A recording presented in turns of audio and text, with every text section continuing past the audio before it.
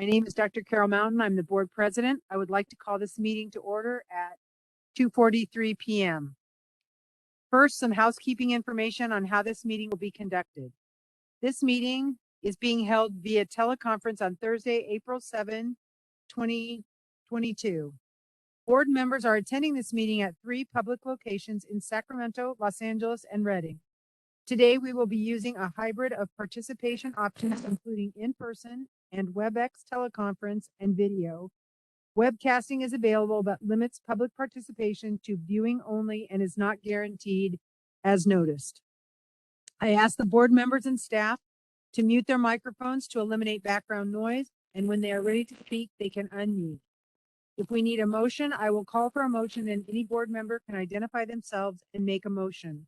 If you are seconding a motion, unmute, identify yourself, and second the motion. I will take a roll call vote for each motion. Again, please identify yourself by name each time you speak so our audience knows who is speaking. We will take public comment on each agenda item. For people in Redding and Los Angeles, if you would like to request time to speak, please ask a board member at your location to alert the chair and assist you by providing access if necessary. You will have up to 3 minutes to speak, and you will be notified when you have 30 seconds remaining. Your name is not necessary, but please indicate how you would like us to identify you. For the sake of efficiency, the EO will respond directly to public comment or defer to the appropriate staff person or counsel as needed. For questions directed to the board members, I will either answer the question or direct it to board members. I will now do a roll call by location to establish quorum. For the record, I would like to note that board member Tara Rooks is absent and excused from today's meeting. In Redding, Alita Carpenter. Yes, I'm here. Thank you. In Los Angeles, Mr. John Durking.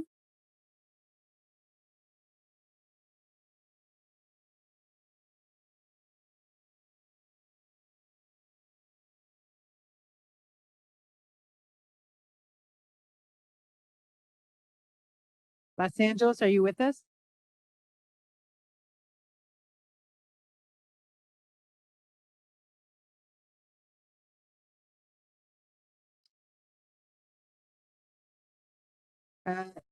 Miss Luce in Los Angeles, are you guys able to log on?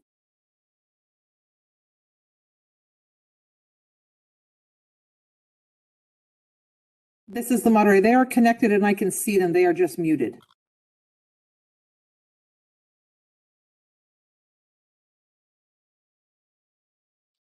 Ms. Neblis? Ms. Luce, Member Luce, if you can unmute your microphone, please.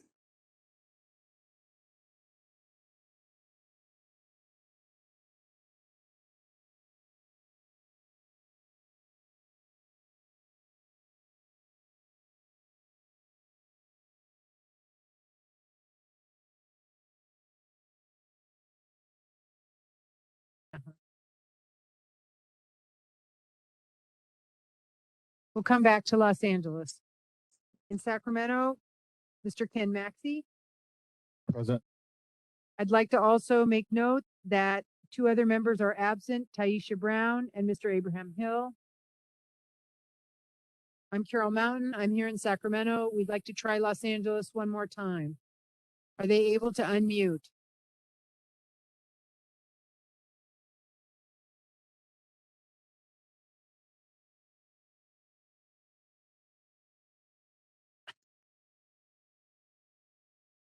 Member Luce, if you can hear us, can you please unmute the microphone?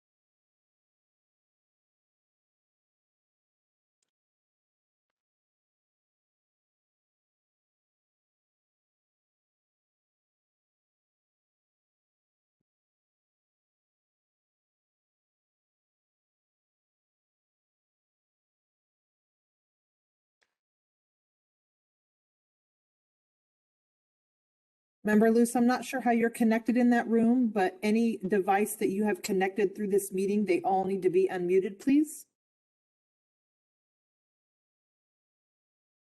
Okay, I was just gonna suggest that maybe they use the phone.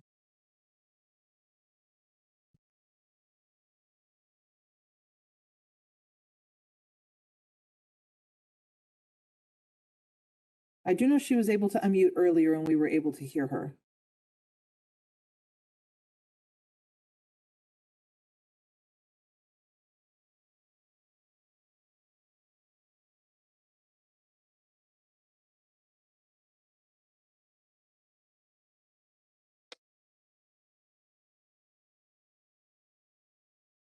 If you're using a voice system in that room, try dialing *6. If you're using a conference phone line.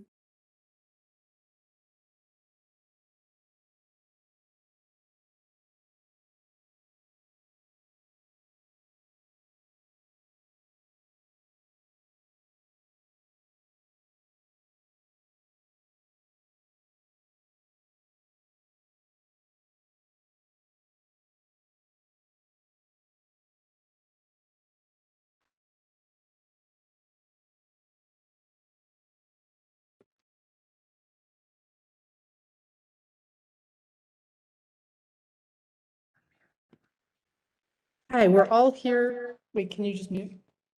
We can hear you now. We're all here in LA.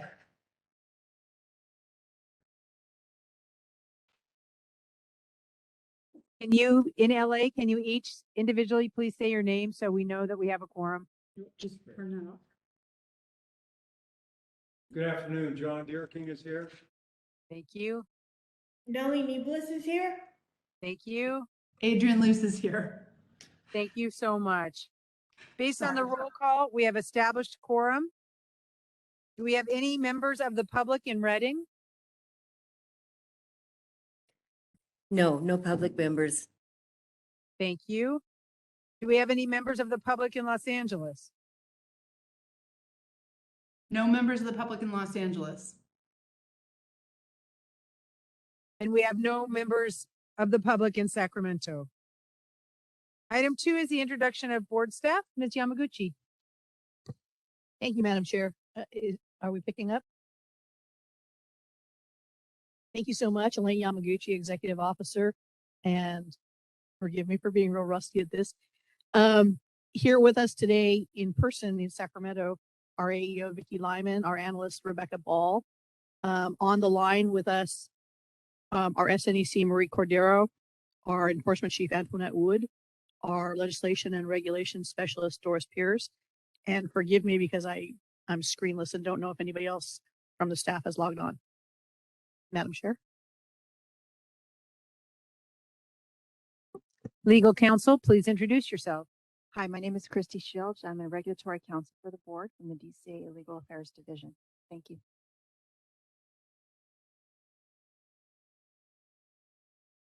Mr. Swenson?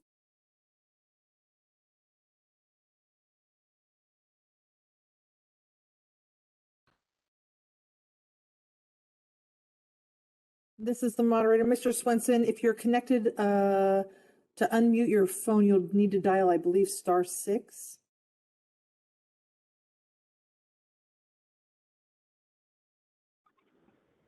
Hello, Kenneth Swenson, General Legal Counsel for the board. Thank you. Thank you. So glad you're here. I just want to take this opportunity to welcome everyone and thank you for your patience as we run this hybrid meeting for the first time in 2 years. Item number 4 is acceptance of the minutes from the March 16, 2022 Executive Committee meeting and regulation hearing. We have minutes from our Executive Committee meeting on March 16, 2022 to accept. Can I have a motion to accept and a second? Madam Chair, if there's no errors or omissions, I would move the minutes of the Executive Committee meeting from March 16th. Thank you. Do we have a second? I'll second that. Thank you. Any discussion or questions?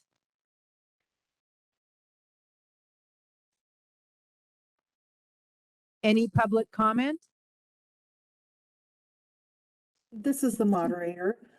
For our members joining us via WebEx, we will be utilizing the question and answer feature within WebEx as well as the hand raise feature. If you would like to make a comment while the president works through the current locations for public comment, if you could submit the word comment in that Q&A panel. You can do that by clicking on the Q&A icon, typing the word comment into the text box and submitting that. You can also dial *3 to raise your hand. Everybody will have 3 minutes to make their comment, as Dr. Mountain mentioned in the beginning, and you will be provided a 30-second reminder before your time has expired.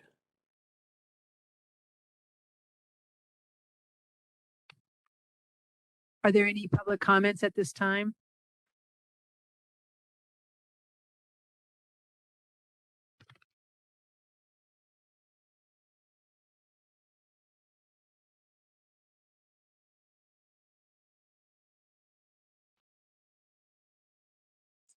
I am not seeing any hand raises, and I'm not seeing any requests through the Q&A.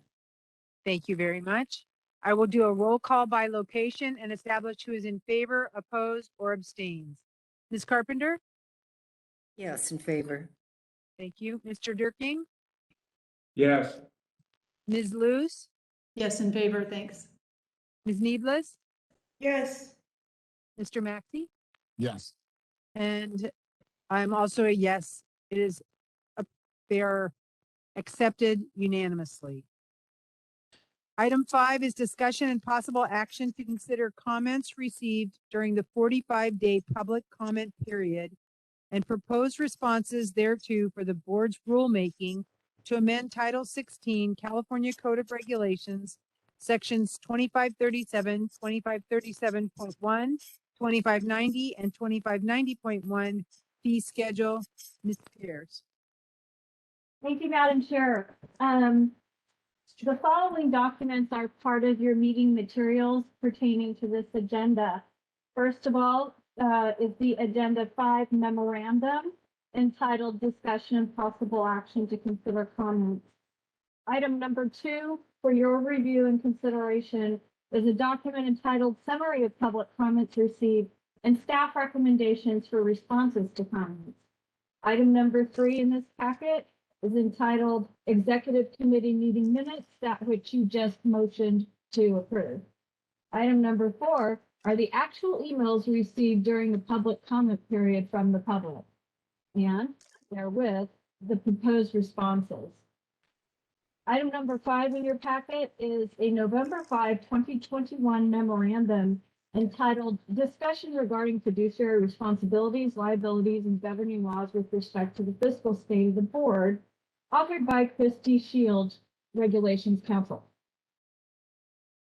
At this time, Regulations Counsel Christy Shields is in fact here at Headquarters 1 and is here to answer any questions you may have about these materials.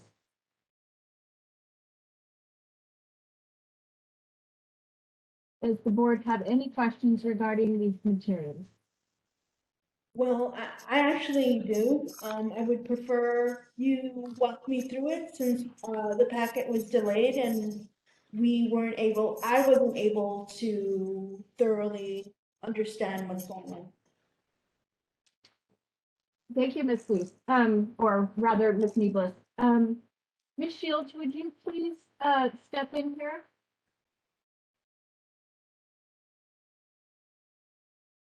Okay, so if you turn to the summary of public comments received, the way the document's organized is there's a summary of each comment that was received during the public comment period, as well as at the hearing on March 16th. And so the public comment period, can everyone hear me okay? Mhm. Okay, so the public comment period was 45 days and it ran from January 28th to March 15th. And that's the time frame where we got the written comments you've received in your packet, and you all can review them yourselves to assure yourselves of what actually was stated in those comments. And then on March 16th, the board held a regulatory hearing where people were provided the opportunity to provide verbal comments. I think we also received written comments, and those are also listed in this document and summarized. And just for ease of reference, the staff do the summary and their suggested responses to each comment for the board's consideration. So the first comment was from Susan Bubb, licensed vocational nurse, and she states she's opposed to this increase and due to the ongoing both physical and mental stress of the COVID-19 pandemic, and this is not the time to increase fees. And the recommended response is that the board has considered the comment and makes no changes to the language of the regulation. The purpose of the proposed regulation is to increase fees to help eliminate a structural budget imbalance between the board's revenue and expenditures so that it may continue its regulatory functions.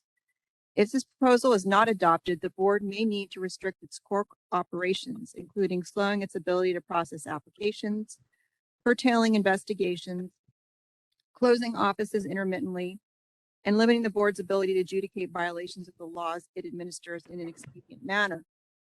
These restrictions to the operational functions of the board could result in licensing backlogs and compromise the board's ability to achieve its mission and statutory mandate of consumer protection. So that's the recommended response.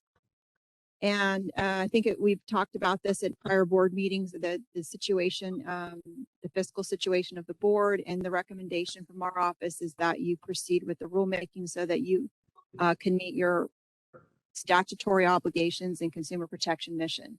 So that's kind of the tone of the responses in these responses to comments. You received, I think, 34 total comments. One was in support.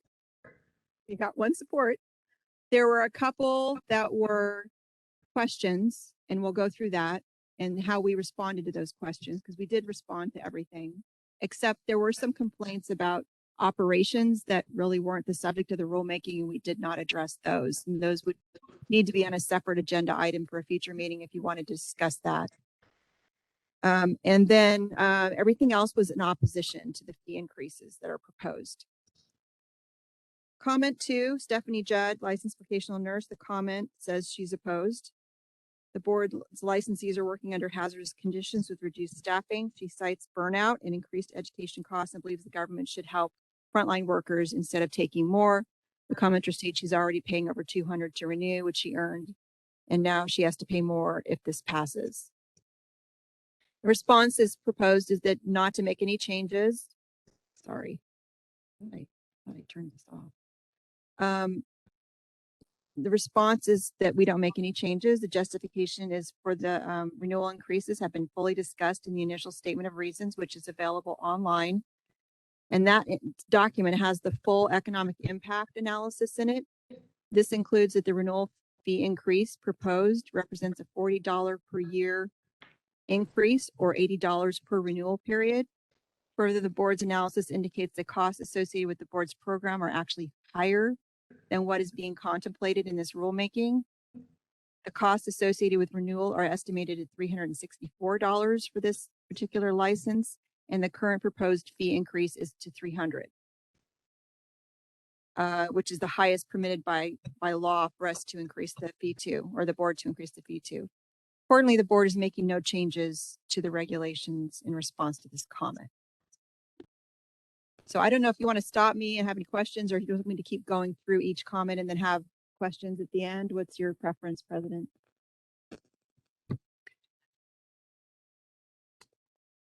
All the comments are similar and the responses as well. Does the board wish to continue with the walkthrough throughout the whole list, or do you feel like you have kind of received the idea behind what was in this document? I'm speaking for myself, but yes, I understood the general idea and what the intent was. You understood the intent. Are there other questions from the board or other desire to continue to walk through this, or do we have the general intent?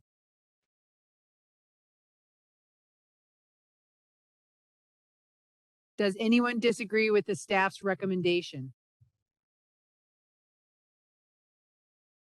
The staff's recommendation is to reject comments as specified in the attachment and to provide responses to the comments again, as in the attachment.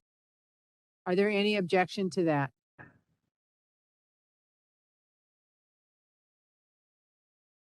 Hearing none, the recommended motion is to direct the executive officer to proceed as recommended, to reject comments as specified and provide the responses to the comments as indicated above. Will anyone make that motion? Alita Carpenter, so moved. Thank you. A second? I second. Thank you. Was that Ms. Luce? It was, Nebus? Thank you, Ms. Neeblis. Any discussion or questions from the board?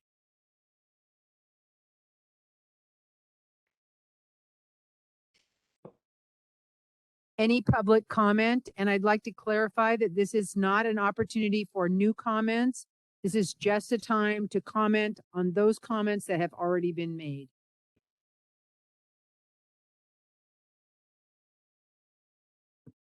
This is the moderator. As a reminder, if you'd like to comment and you are connected by WebEx, you can click on that Q&A icon, type the word comment into the text box and submit that to the host or panelists. You may also dial *3 to raise your hand. Dr. Mountain, I will let you call for public comment on our local and remote locations before I take comment in WebEx. Are there any comments in Sacramento?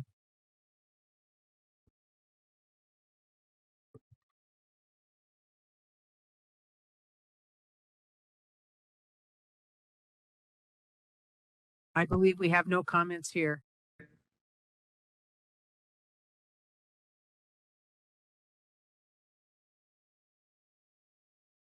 And should we just confirm whether any public members have arrived at either Reading or Los Angeles? Yes. Are there any public members in Los Angeles? No, thank you. Are there any public members in Reading? No. Thank you. Thank you. We do have some comments coming in through WebEx. Our first comment comes from Kobe Pizzotti. Kobe, I have sent the request to unmute your microphone.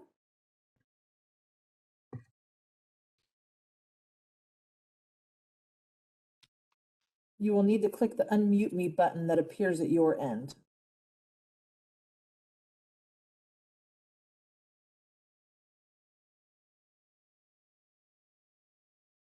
If you've linked your phone with your device, you'll need to make sure that both of them are unmuted. Here we go.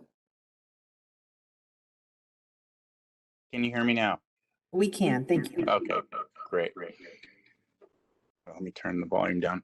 Okay, thank you. Again, this is Kobe Pizzotti from the California Association of Psychiatric Technicians. We believe that since I don't believe are any LVN or PT members sitting on the board currently, you have 2 vacant posts that I know of. And I'm pretty sure that Mr. Hill, the psychiatric technician representative, the sole psychiatric technician representative on the board, isn't there today. I think making any sort of vote without professional representation on the board is, how should I say, well, I think it's inappropriate. The board should also include members of the profession when making decisions based on the licensee fees that will affect the entire profession. So that's one issue that I believe is of importance. The other issue is that many of these dollars that this fee increase would go to would be to fund nursing school accreditation and regulatory programs. You just had a law passed that allowed you to collect fees for those schools and programs. If those fees are not enough to collect or not enough to provide the resources that those schools use, then it stands to reason that you should be raising the fees on the schools. there was an agreement with both the schools and the BVMPT to come back next year and look at that if your fees were not enough to provide the resources necessary for the schools and the for the schools to do the accreditation and regulatory services, or the BVMPT to do the accreditation and regulatory services that they provide.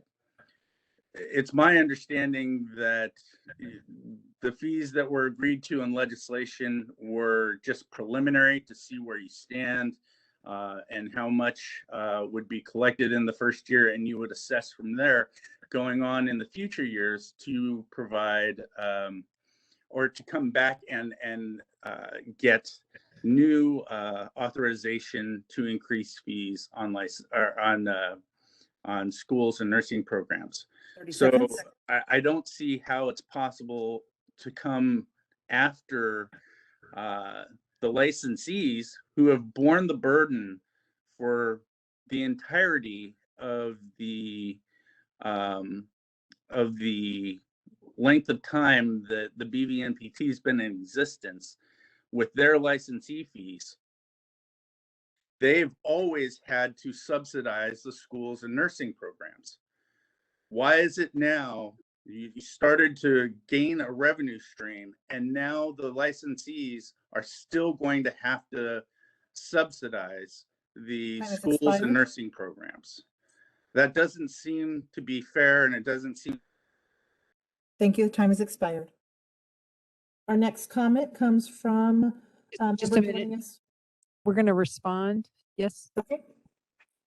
I think if you want to take all your public comments first, and then I'd be happy to answer any questions that board members have. All right. Go ahead with the public comments. Thank you so much.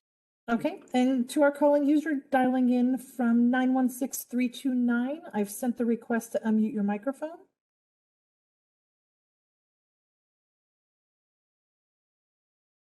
Hello, this is Ann Lyles with the California Association of Psychiatric Technicians.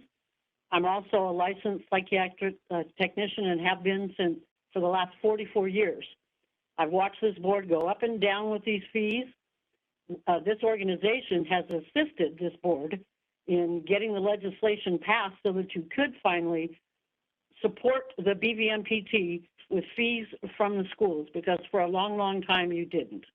And so to increase our fees with not adequate psych tech representatives on the board, and before you see how the schools finally paying their fair share are going to impact your budget, it's just not timely, and it's not the right thing to do. You're going to end up pricing these licenses right out of existence. Thank you.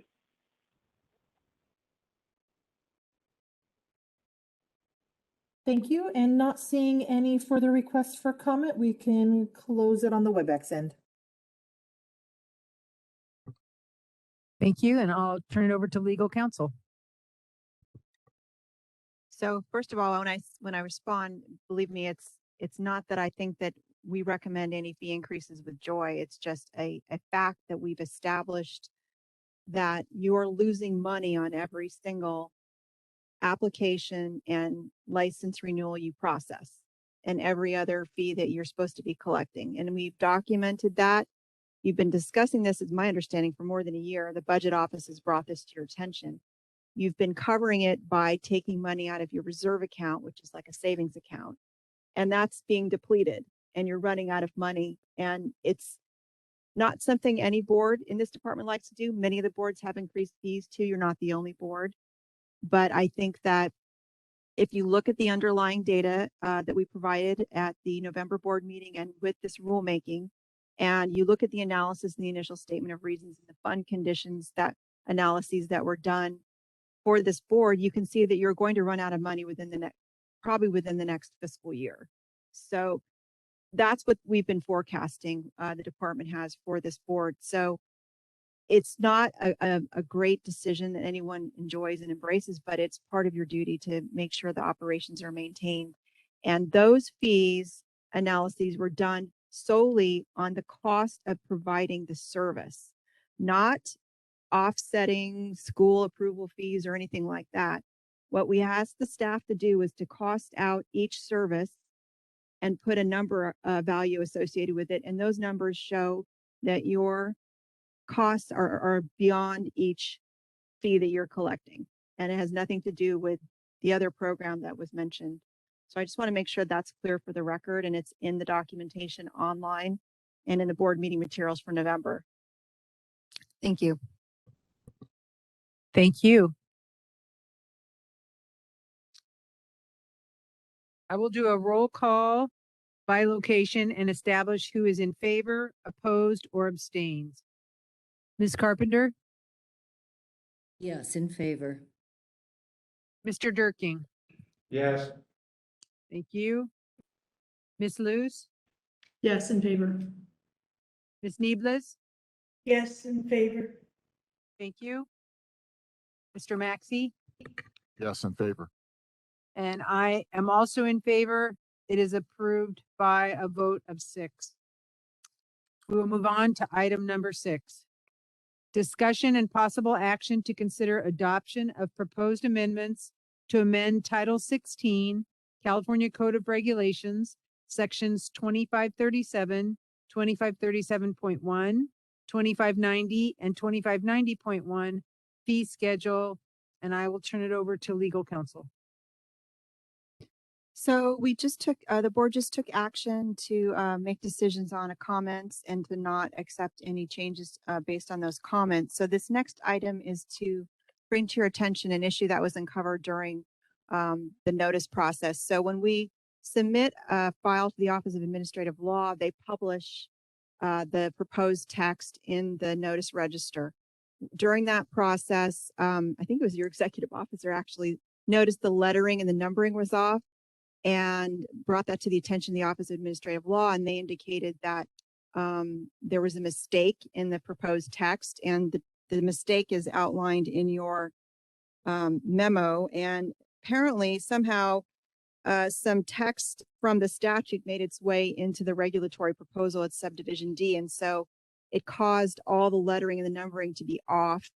And we consulted with the Office of Administrative Law and asked them how we could fix that and continue with our rulemaking. They recommended that we strike this item and provide public comment for another 15 days on those changes only. So we would only be taking comments on this change and the other cleanup changes that are noticed in your packet. And those are to 2537 and 2590, striking Subdivision D for the, like I said, non-existent text that somehow nobody in staff knows how got in there. And I apologize for not catching it before publication, but I will definitely make sure that we have the correct version when we're publishing going forward. And the other cleanup items are to add, to show the existing fees correctly. When it was originally noticed for this 2590A fee, it said it was 205 and it should be 265 as the existing fee. And then there was some relettering that was done. And then the last fee for the interim permit, the 525 was missing. So it said 20 was the existing fee when it's actually, it said 25 when the existing fee is actually 20. So those things need to be corrected. They're very small corrections, would only require an additional 15 days to let the public know we're correcting those mistakes. And then our recommendation would be, if there are no adverse comments, to continue with the rulemaking and adopt the text with the increases that we noticed in January. Any questions on that item?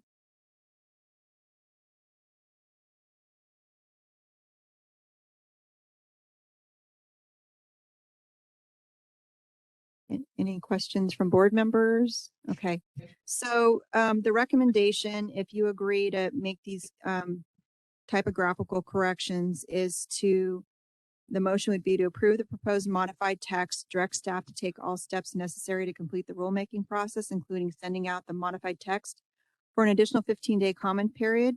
If after the 15-day public comment period, no adverse comments are received, authorize the executive officer to make any non-substantive changes to the proposed regulations and adopt the proposed regulations of Title 16, California Code of Regulations, Sections 2537, 2537.1, 2590, and 2590.1 as provided in the modified text notice.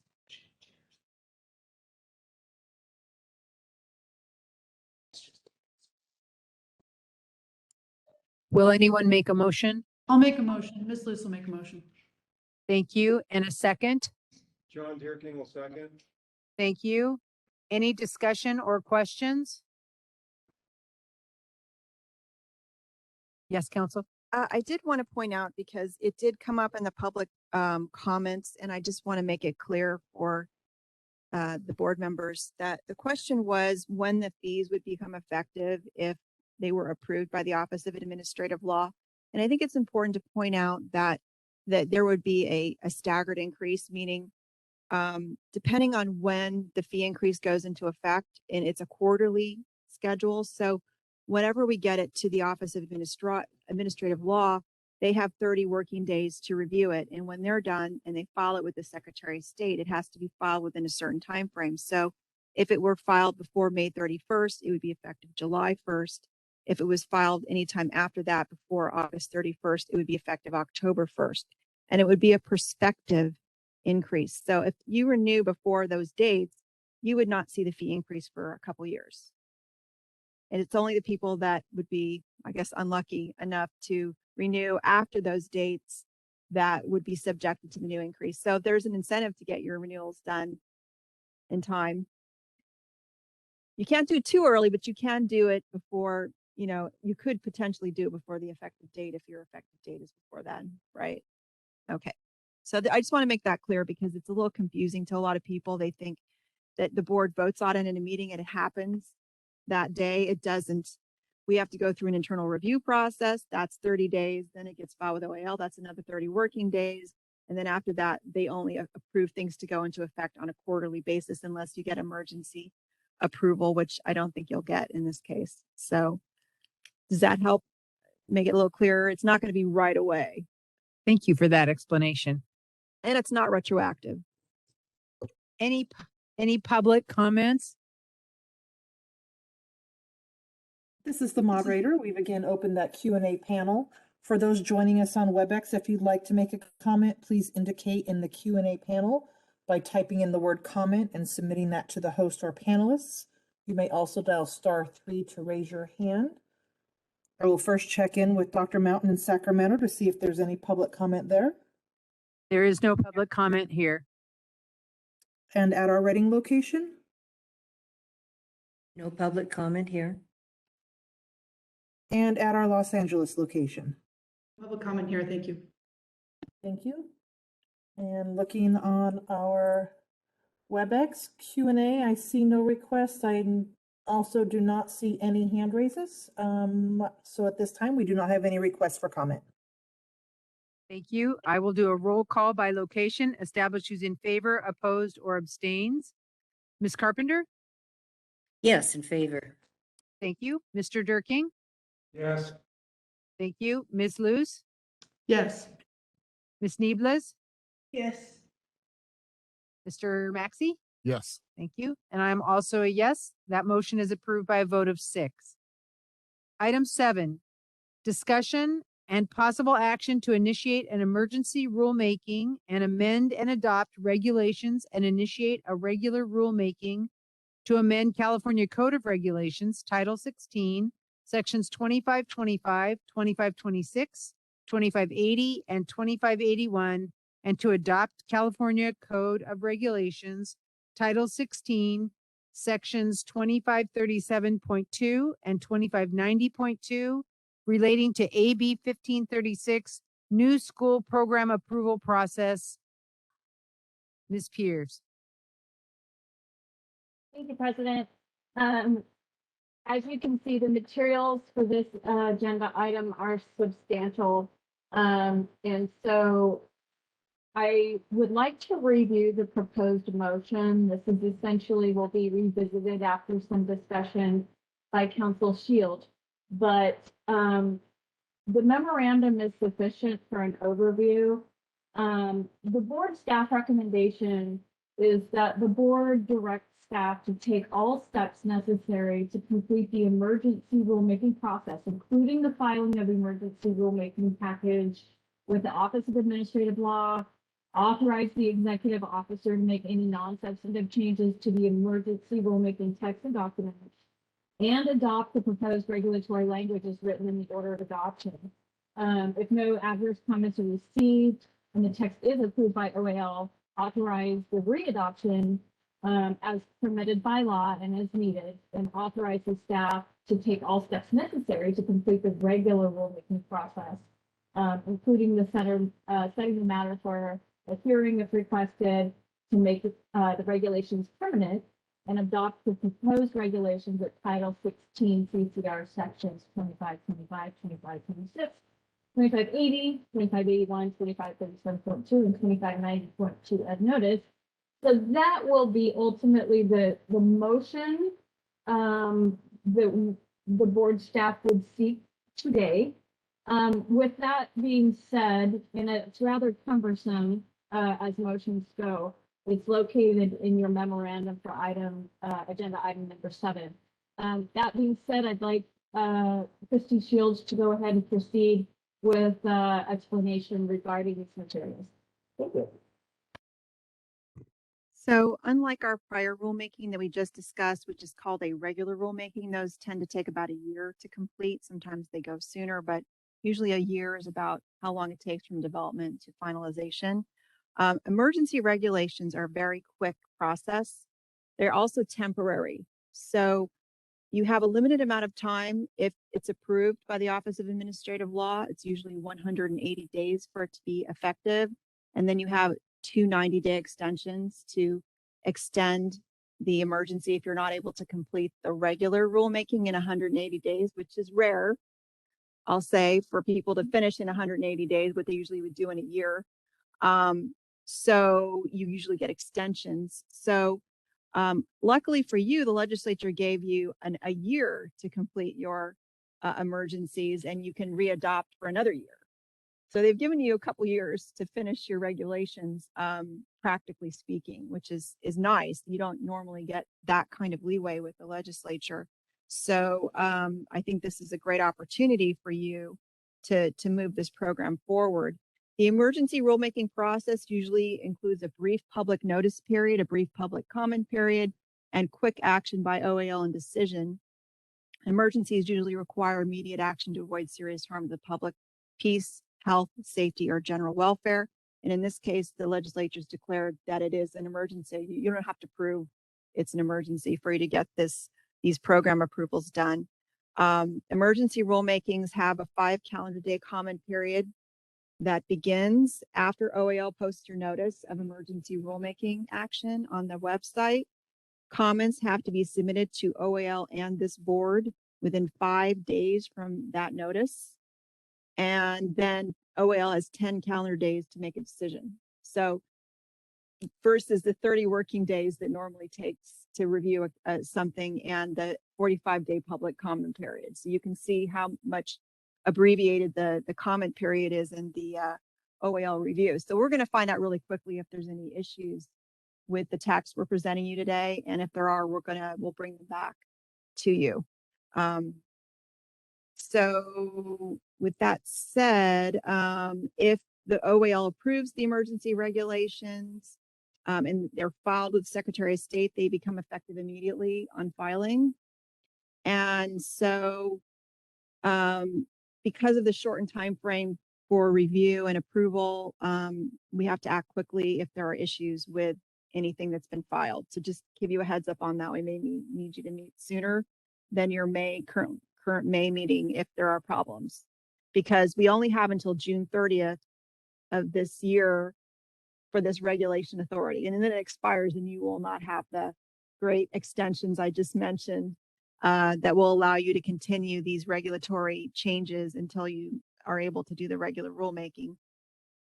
That being said, even if we get it approved, I strongly recommend that this be a starting point for you, and you start right away with regular rulemaking activities, holding stakeholder meetings, getting more input from the regulated community, That way you can avoid any issues with the final rulemaking process for adopting these regulations. And also you get a lot of great input from the community that maybe you didn't consider when you originally drafted your regulations.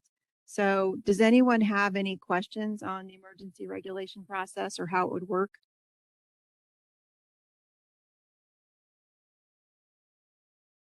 Okay, I'm not seeing any. So if we could start with the corrected order of adoption that was sent out, I think it might have been sent out today. And was it sent out today? Okay. So it should be dated April 7th on the bottom of your footer. It should have, you've highlighted the areas where there are differences in the original one that was sent out yesterday, I believe. So when we're looking at regulations, we have to comply with 6 standards. One is authority, then there's necessity, clarity, non-duplication, reference, and consistency. So when you're looking at any regulatory proposal, it's a good idea if you keep these standards in mind. So if anything's unclear, if it looks inconsistent with things you've seen in other packages or statutes or even processes, board processes, you need to make sure you let us know so that we can address those issues. And we certainly do look for those for you as well. That's part of the legal office's job to do for you. But the more eyes, the better, I say, on any regulatory proposal. So with that in mind, we're going to start with the proposed order of adoption that's before you. And you'll notice this is a little bit different from the other regulatory proposal you had because it said proposed regulatory language, but because this is it, when it's filed, it gets adopted and filed immediately. It's actually your order, straight up your order. And so if we want to make any changes, if they're relatively mild, we can do them at this meeting. If not, we might need to come back and do some more work on this proposal. But if you look at this proposal, new language is underlined. So anything underlined is brand new. Anything struck through is existing. Anything not struck through is also existing. So when you're looking at the proposal, keep that in mind. If it's not underlined or struck through, then if it's underlined, it's new. If it's struck through or not underlined, then it's existing text, right? It's already existing regulation. So the current proposal is for the first section is 2525. This deals with vocational nurses, schools of vocational nursing definition. This is also going to be applicable to section 2580, which is the schools for preparation of psychiatric technicians. So when I discuss the changes to the VN portion, the same changes that I'm discussing will be happening on the psychiatric technician program side. So I don't think we need to go through both separately. We can just take them all at the same time. That's okay with you. So the first set of definitions, these definitions are here because they don't currently exist in statute or regulation, and Business and Professions Code sections 2881.2 and 4531.1 authorize a fee reduction for the final approval fee. So there's an initial application fee that they pay. Then after the review is done and the staff have made a determination that they've met minimum standards, they will have to pay a final approval fee. The statutes indicate that the board has to do an analysis, an initial determination to see whether the fee that they initially should be reduced because it costs less to process that particular application.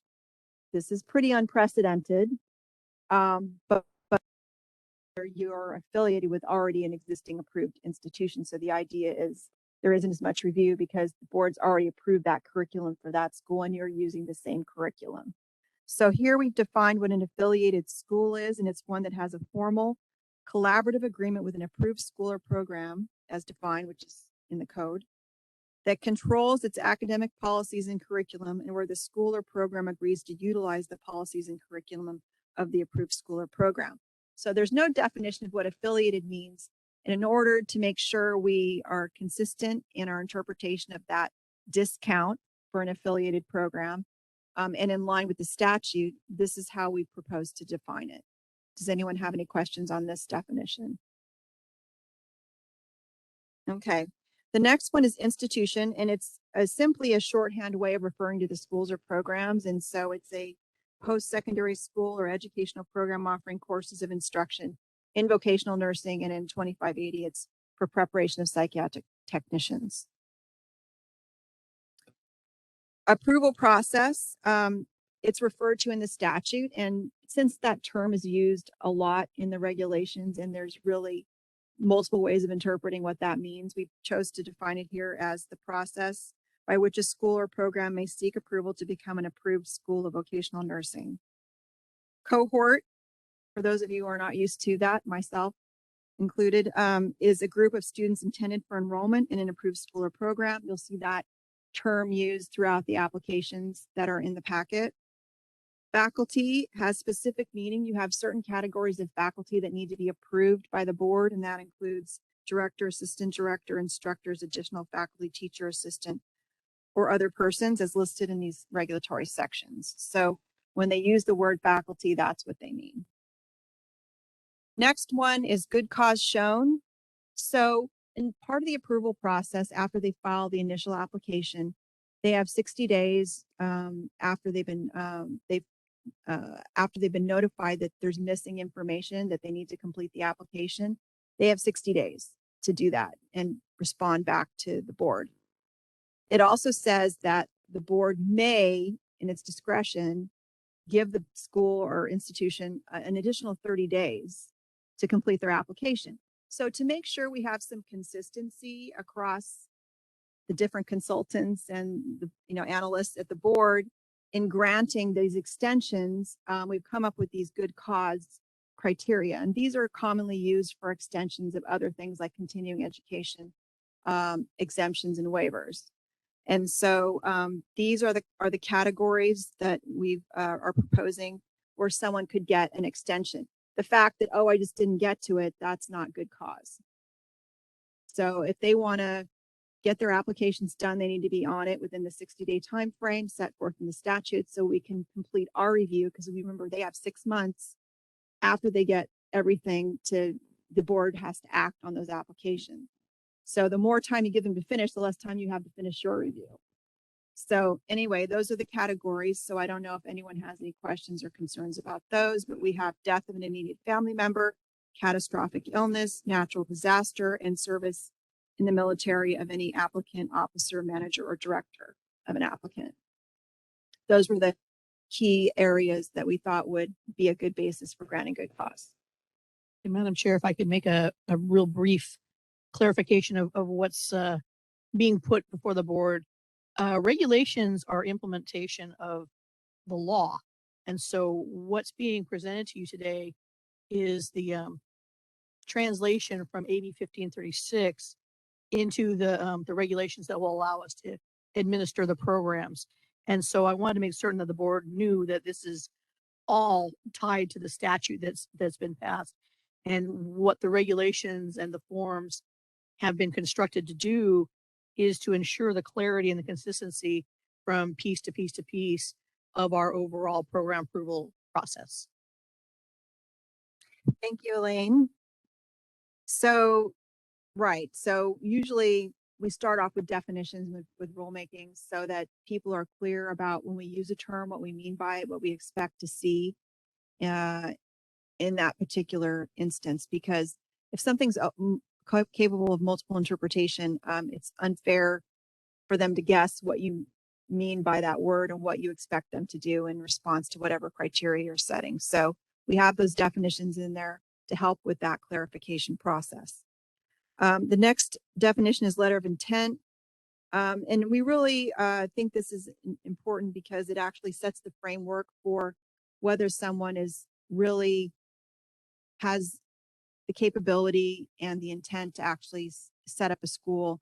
And what the definition means is that there's a preliminary plan to submit an initial application in compliance with the requirements. And so we'll be getting into that discussion in a little bit, but the letter of intent really sets forth their initial plan as to how they believe they're going to be in compliance with the application requirements. H, reasonable cost for providing oversight and review. I did mention earlier that there's that cost shifting analysis that you have to do under this new law, which I think is unprecedented. I've never seen it in 22 years in the department, where you have to actually collect a fee, and then after you've done the work, cost it out and see if it's less than what you charge them, and then refund difference. And that's the proposal that you have in front of you. But for final approval fees and continuing approval fees, you're going to have to do an analysis of the actual cost per application and determine whether the initial fee was higher than what actually cost you to do. So this is a definition that explains how that calculation occurs, and it's the total staff time and dollar value costs allocated to each task performed, including for salary, board salary, wages, employee wages, and other staff benefits, salaries, and any travel expenses, and any other fees for assessing continuing compliance with the article, including conducting site visits, inspections, or reviews of an institution. And all of this is derived from the costs that I believe your staff provided to the legislature when this bill, AB 1536, was moving through the legislature. So we made the definition and the cost calculation consistent with that analysis and representation that previously was provided. So any questions on those definitions? Any concerns with the way they're written? Board, any board? Nope. Okay. Try to stay awake. 2526 also would be similar changes to 2581, which is psychiatric technician side. And so if, I don't know if you can show the flow chart at all. Would that help showing the flow chart? Can you pop that up? No? Okay. Well, if any of you have the flow chart handy, you can kind of see that the process begins with a letter of intent that has to be filed. And so the regulation begins the approval process by explaining that they have to submit a completed letter of intent, which includes the form. So if you look at form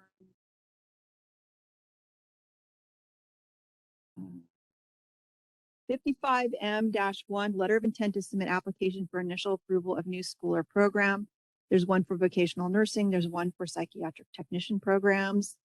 That document kind of collects the initial contact information, identification of the owner applicant that would be filing an application, the program director's name, address, phone number, email, printed name, identifies the type of program, full, part-time.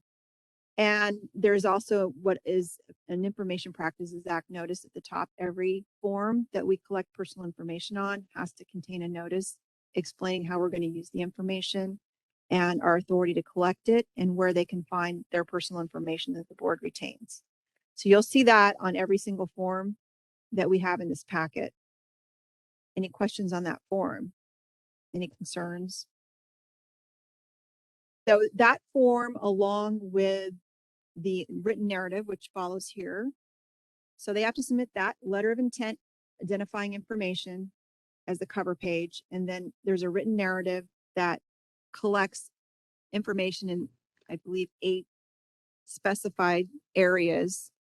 And this was really an attempt by staff to document what they believe they need to see to determine and calculate the estimated wait time until active assignment of a nursing educational consultant.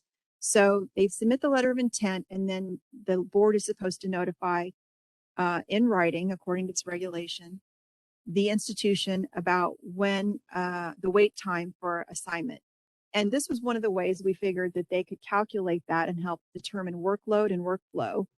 And if you have these areas, your staff believe that they could figure out that and help control the workflow, which is part of the issue and the impetus in the legislation that was enacted, is to help with that, streamlining that process and getting through the backlogs. And so I know that the letter of intent looked different previously, but this is a more detailed letter of intent requirement so that you can really determine who's got their plan in place and ready to open a school. And they all have gone through the process by filing this letter of intent and showing these different areas, including philosophy of the program, the conceptual framework, the terminal objectives to indicate expected student outcomes upon successful completion of the program, the feasibility narrative, which includes the type of school being proposed, the total cost to the student to complete the program, the intended start date, and the projected size of the first class, the title and general description of each proposed course, the clinical facility placement list, which is a list of the clinical facilities that are intended to be utilized for learning experiences, student services, so the counseling and tutoring services for students and corresponding contact information, and the geographic narrative, which includes a description of the geographic area, community to be served, including demographics, numbers of health facilities in the area in need of nursing or psychiatric technicians, or potential future growth of the community. So your staff believe that those 8 different categories, they could get a good idea of their workload and what kind of the size and the complexity of the institution that may be filing an application. So that's like the preliminary step. Any questions on that step? Okay, so then the rest of the regulation you'll see is struck through. These are existing categories we've incorporated into the application. So you'll see these categories reproduced on the initial application and the continuing approval. So the staff are not recommending that these categories go away. They're just being reproduced on a form that you'll see later on in the packet. And then subdivision B is new, as you can see on page 5. That provides requires the format of how the written narrative is going to be submitted. So the staff believe that the format that I've included here will help them make the review process easier for them and also for the institution, because they'll be able to check through each of these categories and see whether they've completed everything that they need to do before they file it. And this is an easy way for the staff to be able to check that, and for the institution to also check to see if they've completed their letter of intent requirements. Any questions about this? Okay, subdivision C is the approval process, the initial approval process. So the statute both statutes really, 2881.2 and 4351.1, I believe. Both statutes require that the board, after they get a completed letter of intent, they have to send the written notice acknowledging receipt and informing the institution of the next steps. And so this is formalizing the fact that it's going to be a written notification to the institution. They're going to provide the active estimated wait time until active assignment. That within 60 days, they have to file a completed initial application for approval. And it's got 6 parts to it. A little lengthy, so bear with me on this one. The first one is they have to submit a completed application for approval of new school or program of vocational nursing. And there's a similar form for psychiatric technicians. So I don't know if you want to switch to the form itself, but that would be form number 55M2. And that's really going to be the bulk of the approval process for the initial application. And that you'll see that application includes notifications regarding the requirement that they provide a completed application, because a completed application is going to be rejected. They're notified that up front. Any material misrepresentation is grounds for denial or subsequent removal of approval. We are also required by law to notify people that we collect Social Security numbers and FEIN numbers for taxpayer matching with the Franchise Tax Board and the California Department of Tax and Fee Administration. We're required to put this notice on every application that their application can be denied or approval suspended if they haven't paid their state taxes, and they're on the certified list of top 500 tax delinquents.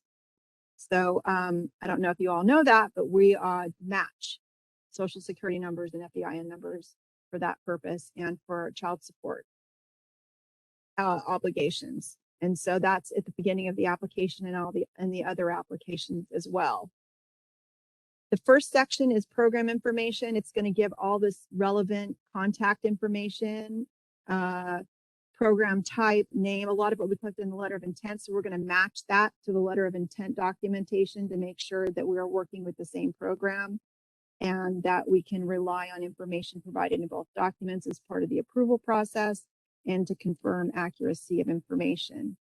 We also collect the affiliate campus information we just discussed for the purpose of determining whether there's an affiliate involved. And again, part of the review process will include the curriculum. And so if it's an affiliate campus, then they have this opportunity here to let us know that they're sharing curriculum and policies with an approved school or program. So this is the opportunity here to provide that information.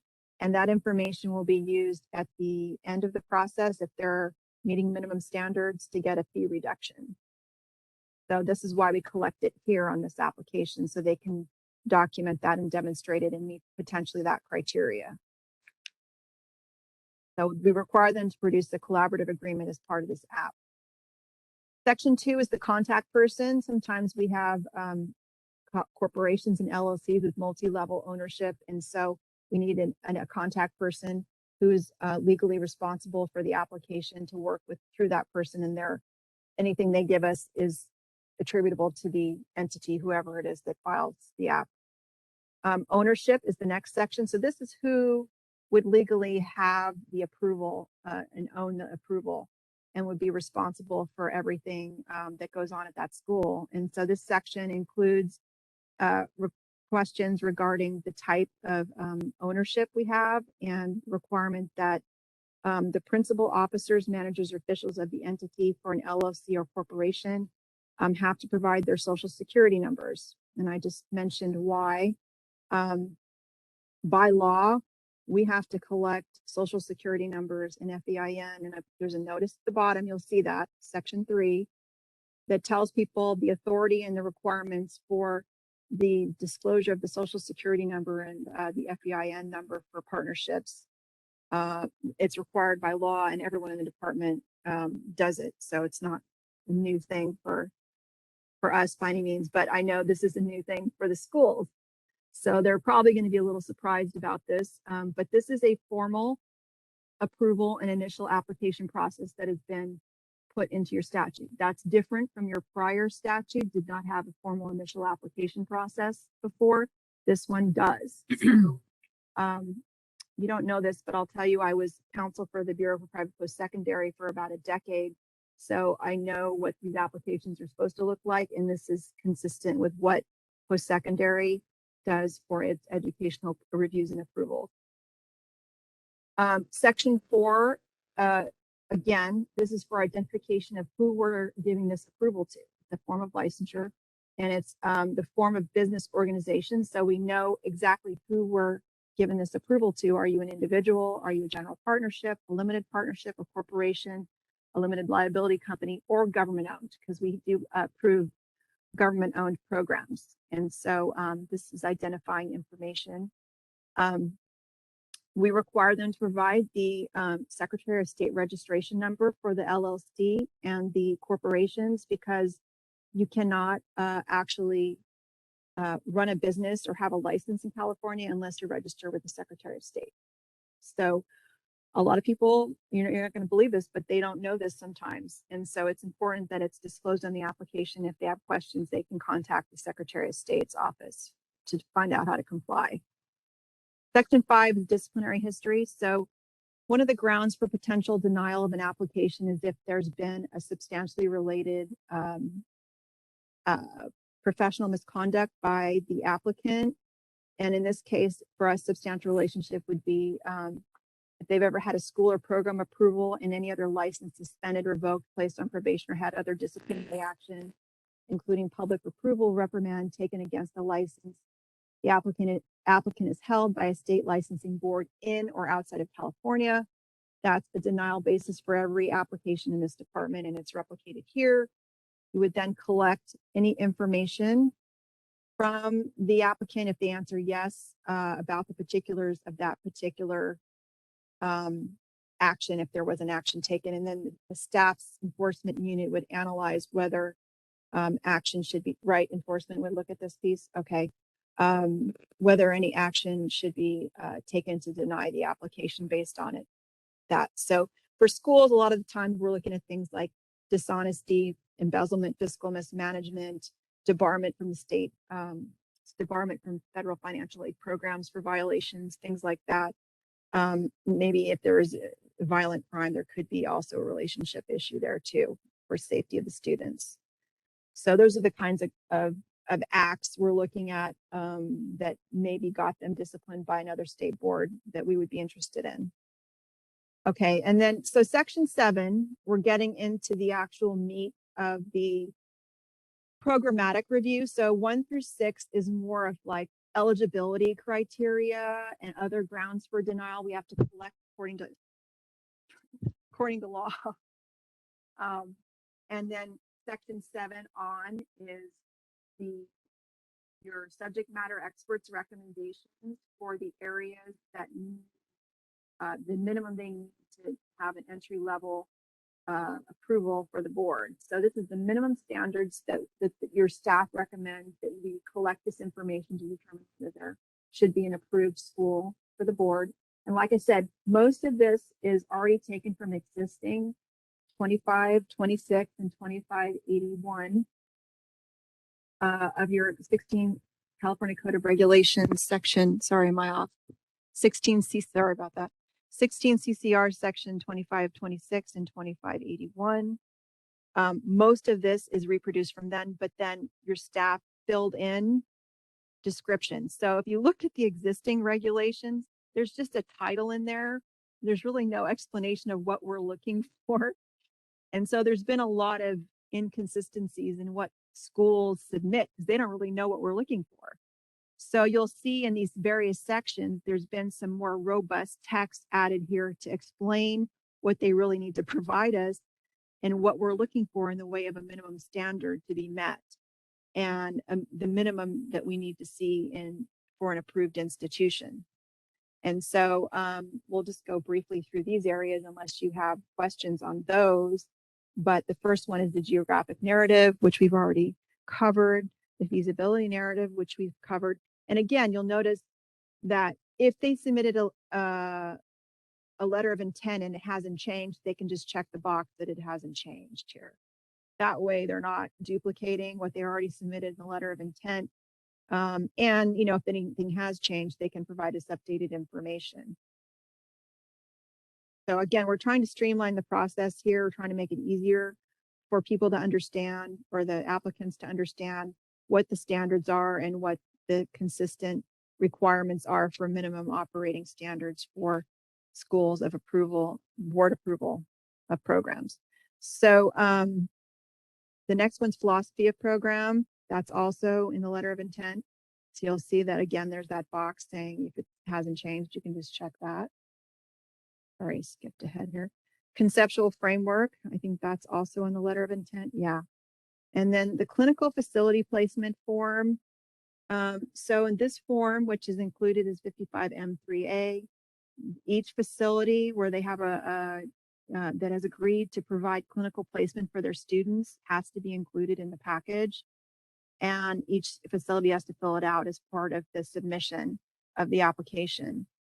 And as required by 2534, they have to have adequate facilities as to number, type, and variety of patients treated, and provide clinical experience for all students in the areas specified.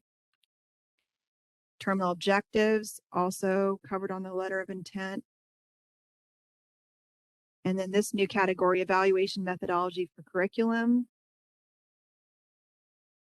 Attach an explanation of the process they use to identify the methods by which the curriculum is evaluated regularly. Section 14, each course outlined for each course. And there's some guidance here in that the board recommends that applicants consult the latest edition of the examination test plan published by the National Council of State Boards of Nursing entitled NCLEX PN Examination Test Plan for the National Council Licensure Examination for Practical Nurses. So there's some guidance there to help, because that is a frequent question that the consultants get about, like, what are you looking for in the way of a course outline? What should it look like? Of course, we can't write it for them, but we can give them some ideas of where they could look to develop their programs. And on the psych technician side, I think there's a PSI reference, correct? Okay, so there's another a vendor out there that develops program test plans for psychiatric technician programs. And then section 15, instructional plan. So the instructional plan has a couple forms attached, and it looks a little burdensome there, but it's actually something that, in our experience, or the staff's experience, that has been requested by applicants, which is a simple way of showing how their instructional plan and program hours are set up for their program. And the instructional plan has to correlate the theory and the clinical content and the hours on a weekly basis and provide an overview of the teaching schedule. And so this is where people say, I don't know what you want. So we're providing an opportunity for them to fill out these two forms and comply with the requirement by simply filling out these. There's essentially like an Excel spreadsheet that shows the curriculum content for the instructional plan and the summary of instructional plan program hours in an easy method to do that. In staff's view, at least they believe that this is the best method for doing this. Section 16, daily lesson plans. So daily lesson plans for each course of instruction. Faculty meeting methodology, because one of the requirements is that the board has access to the minutes for all the faculty meetings. And so how are they going to do these meetings, and are the meetings accessible to the board's staff? Verification of faculty qualifications. There needs to be a completed verification of faculty qualification form, 55M10, for each faculty member that has to be provided with this application. They have to meet the requirements of 2529 of board's regulations. And you'll see in yellow, because one of the things we have to make sure in regulations is that the titles of the forms match the titles on the application. There needs to be consistency there. So that I caught an error there where the form name had changed and fixed it there for you. So it's just, we need to make sure that all the form names are lining up. Section 19, evaluation methodology for clinical facilities, an explanation for the process for evaluating clinical facilities, including the identification of the tools, surveys, forms, checklists, for example, that the school uses to evaluate the clinical facilities. Admission criteria, an explanation of the requirements for a student's admission to the program. Screening and selection criteria, a document listing and explaining the criteria for selection of program candidates if there are more qualified applicants than available seats within an upcoming cohort. There's our cohort definition kicking in for you right there. Again, like I said, what's a cohort? So student services list. Okay, so this is a list of resources providing counseling and tutoring services. This was covered on the letter of intent, so this is another opportunity for the school to say that there haven't been any changes, but if there have been, they would attach them here. Section 23, number of students. This is critical because you approve the cohorts by regulation. They have to meet that. They can only admit that number for their classes. So this information right here is really critical in the application. They have to identify the proposed number of students for the initial cohort. And if they plan to accept alternate students, if someone drops out or something, they have to provide a document that describes the policy for admission of alternate students, including the criteria for accepting, and then the process if alternates are not needed to fill the class at the beginning of the clinical experience. So there's some information there that they have to review and comply with in providing that information. Section 24, evaluation methodology for student progress. They have to provide a statement that describes the elements used for evaluation of student progress. They may include grading policies, and methodologies may include quizzes, testing, midterm evaluations. So these are all, like I said, this is new. All of this is new. This was not something that if you looked at the regulations right now, you wouldn't see this kind of definition and explanation.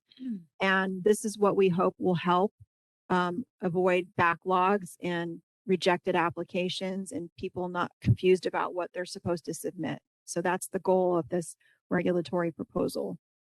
Section 26, grievance policy, provide a description of the program's grievance policy and providing notice of the policy, which they're required to do to the students.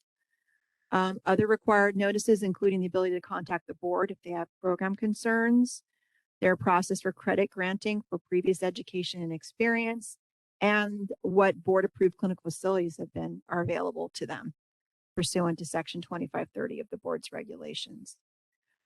Section 28, credit granting, a description of the program's policy for giving credit toward the curriculum requirements, how it's applied, the justification for the credit applied, how the program plans to comply with all requirements for transfer credit for related previous education, remediation. So, if someone fails a course or something like that, a description of how the program evaluates student performance to determine the need for remediation, including their criteria, policy, and actions taken if the student does not fulfill the requirements.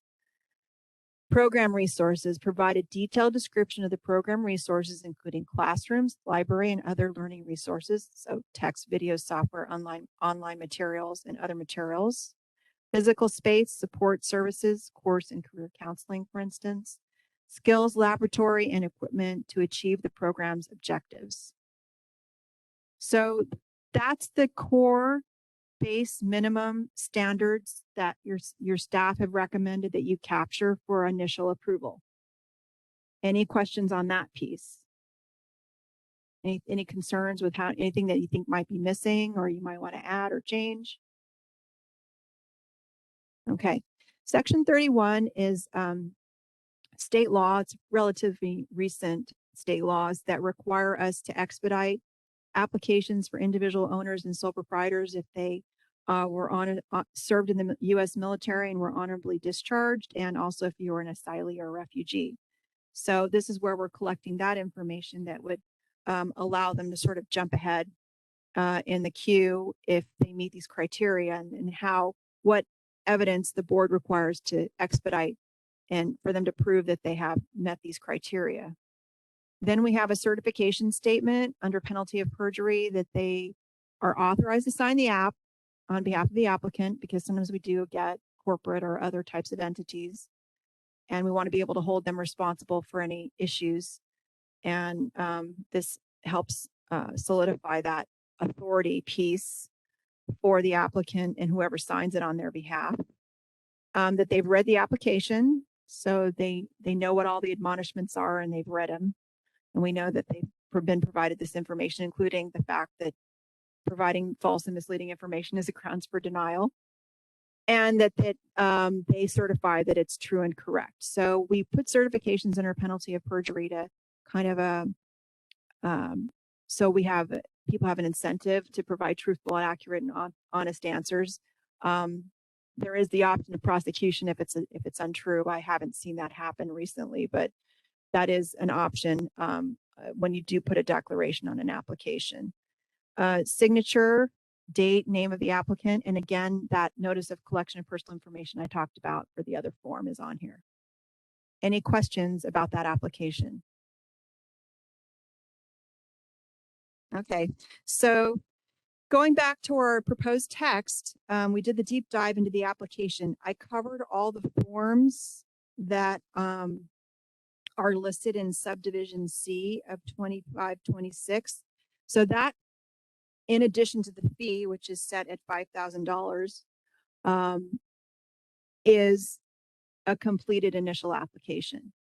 So the way it would work is all of these documents in completed form have to be submitted to the board, and the fee, which you have a fee analysis in your packet to demonstrate what the staff believe are the reasonable cost of processing an initial application. And so $5,000 is the fee set for that application. Any questions on that section? Okay, sub D, within 30 days of receiving the initial application, I mentioned the board has to provide a written notice, whether the application is complete or what additional documents are required. The notice is also going to tell the applicant what information is missing and the consequences of failing to submit the required fee. And that consequence is that if they don't respond within a certain amount of time, I think it's 90 days, right? They get put on the inactive list. And then if they don't respond after that, then they have to start the process over again, I believe, according to 2881.2. Again, there's a section here that talks about If they can't complete the application within the 60-day submission period, they can request an additional 30-day extension for good cause shown. So back to our definition of what is good cause shown. So those were the instances in the definition where we would grant someone an additional 30-day period. And so, you know, I think it's helpful to the public to know consistently what we would accept, and also for the staff, and that there's no arbitrariness when it comes to extending application deadlines, so you can meet your deadlines in statute for processing these applications. Any questions on that section? Okay, subdivision E is existing. Remember, it's not underlined. So if it's in there and it's not underlined, it's existing text. And so our suggestion is to keep that, which is obviously just a restatement that they can commence the program only upon board approval. F is existing. Part of that existing authority is that the board representative has to complete an inspection or review prior to the graduation of the initial class. And they shall not commence another class without prior board approval. So the staff recommend keeping that in place as part of the minimum operating standards for approved institutions.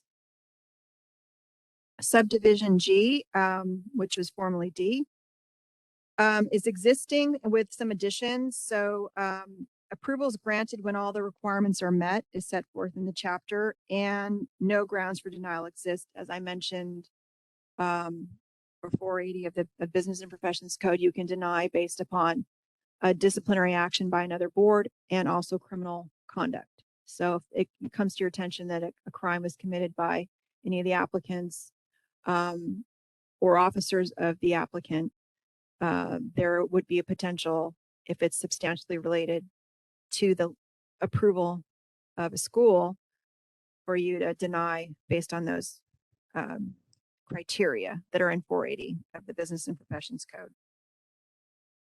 And then within 6 months from the date of the board receives the completed initial application, the board is required to provide written notice to the institution of the action taken, which is approve or deny the application.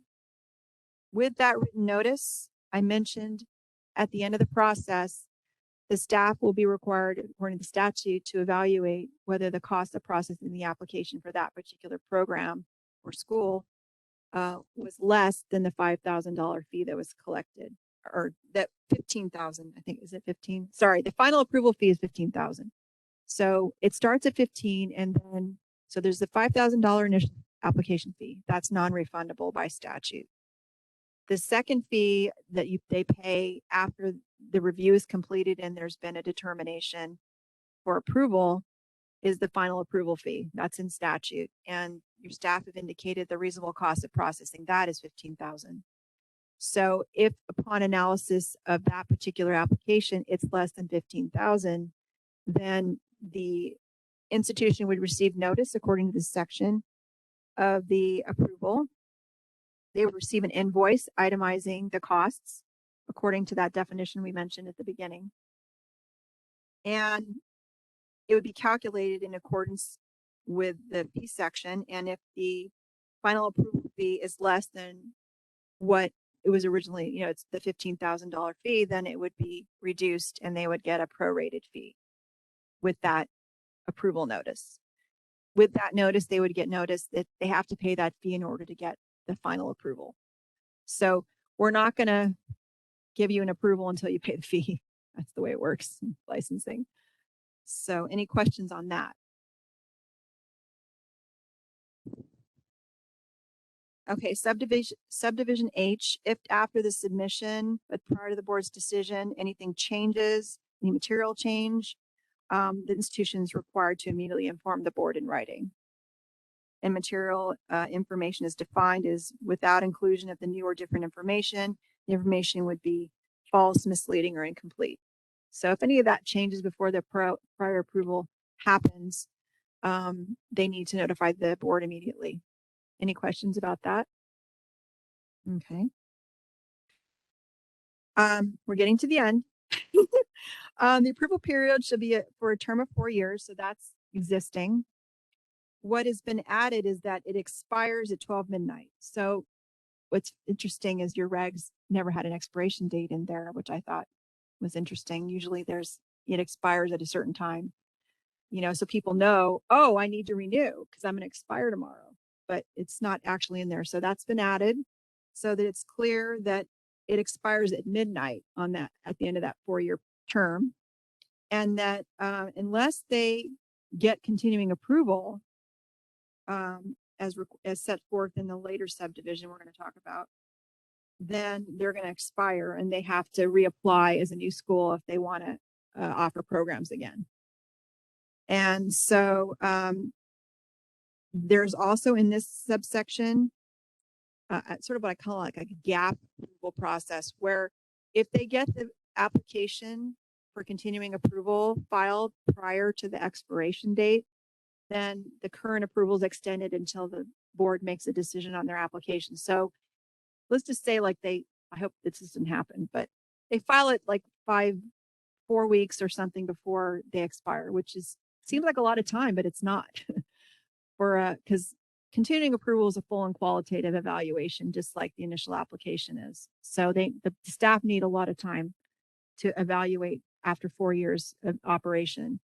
And so if they do that, for instance, then the approval under this regulation would be extended until the decision is made, and then they're notified of the effective date of the decision, so that there's no gap in coverage for the students and for the school while the decision on the application is being made. And that's consistent with private post-secondary. That's the way they operate as well. An institution that fails to apply prior to the expiration date must apply as a new applicant, and if they want to operate a school again. So if they're given 6 months notice of the need to renew prior to expiration, and if they don't, then they expire and that's it. They have to start all over again. So that's the way the regulation's written. Any questions on that? Okay, so then we're into the continuing approval process, which is essentially like a renewal application. And it's granted again when you demonstrate full compliance with all requirements in the chapter and Business and Professions Code, or applicable Business and Professions Code requirements. And again, no grounds exist for denial pursuant to that Section 480, criminal convictions, disciplinary actions by other boards, false and misleading statements. Continuing approval is granted for another 4-year period. So it's 4 years in increments of 4 years. That's your current program. 6 months prior to the date of approval, again, I mentioned that they're notified that they need to submit an application, and they should do that as soon as possible. I think it is actually, is it 6 months or yeah, okay. They have to submit a completed application for continuing approval. And again, it has multiple parts. So the completed continuing approval application is at 55M15. There's the same type of application for the psychiatric technician program, and I think it's 56M15. So if you want to look at those forms, okay, let me get there real quick. Here we go.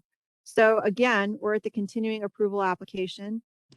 The same contact information, ownership information, social security numbers again, because as you know, corporation officers can change, ownership information can change, and the renewal application is where the boards and bureaus in the department collect updated information. And this is what this application does. Again, the form of business organization, discipline again, like has anything happened since the last time you filed an application? So it's a 7-year window of time that is looked back by the legislature in Section 480. So that's what we look at. Within the last 7 years, has anything happened? Again, the topics, I believe, are almost identical to the initial application, because what we're looking at is what have you been doing since that initial approval? Has anything changed? The daily lesson plan section is a little bit different because what we're looking at are samplings of what's actually going on in the program. So the initial application is like, this is what we propose to do. Continuing is, this is what we're doing. So again, you're looking at those standards to see if they're met, but you're asking for different information to verify what's actually going on in the program. So for the daily lesson plans, for instance, we're looking at a sampling of daily lesson plans for specific subjects, and they're different for the voc nurse and the psychiatric technician programs because they have a different focus. So for the section 14 for VN, it's diabetes, fundamentals, pediatrics, leadership, and maternity. And I think the difference for psych techs was mental disorders and developmental disabilities, and maternity and pediatrics is not part of that scope. So that's the difference between the two program requirements. Evaluation methodology, I think, again, we're looking at sampling sizes. And so the staff believe that 18 months look back for curriculum reviews is 18 months is a reasonable number to determine whether they're in compliance with minimum standards. And let me see. Sorry, I'm having trouble here scrolling down.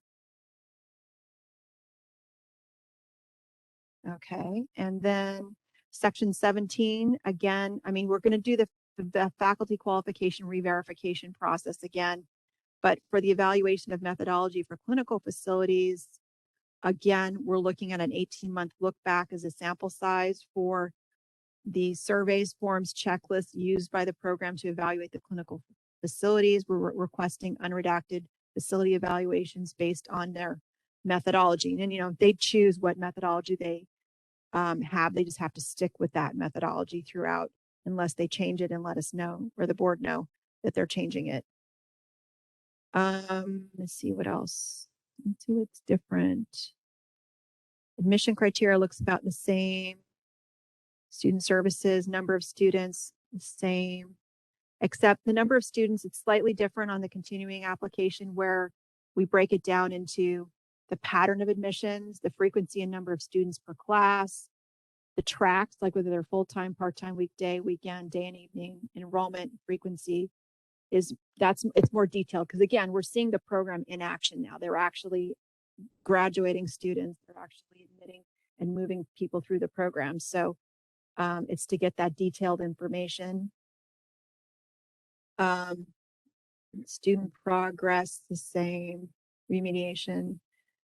So remediation is a little bit different, obviously, on the continuing approval, because in that situation, you're asking for who's currently in remediation, previously in the last 4 years, or a document stating that there are no students on remediation for your program. And so I have a request for a 5-minute stretch break. Do we want to take one? Is everybody on board for that? Madam President, what do you think?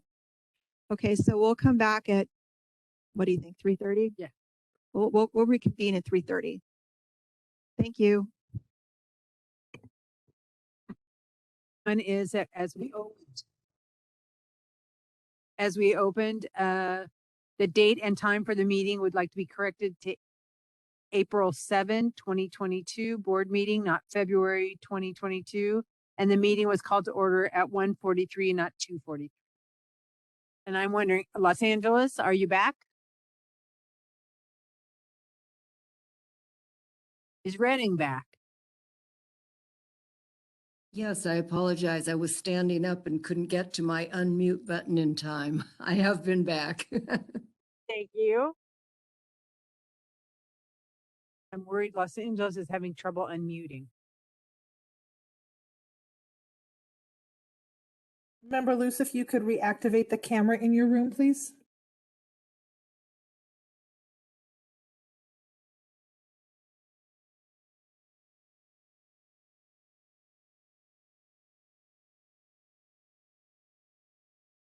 Los Angeles, are you back?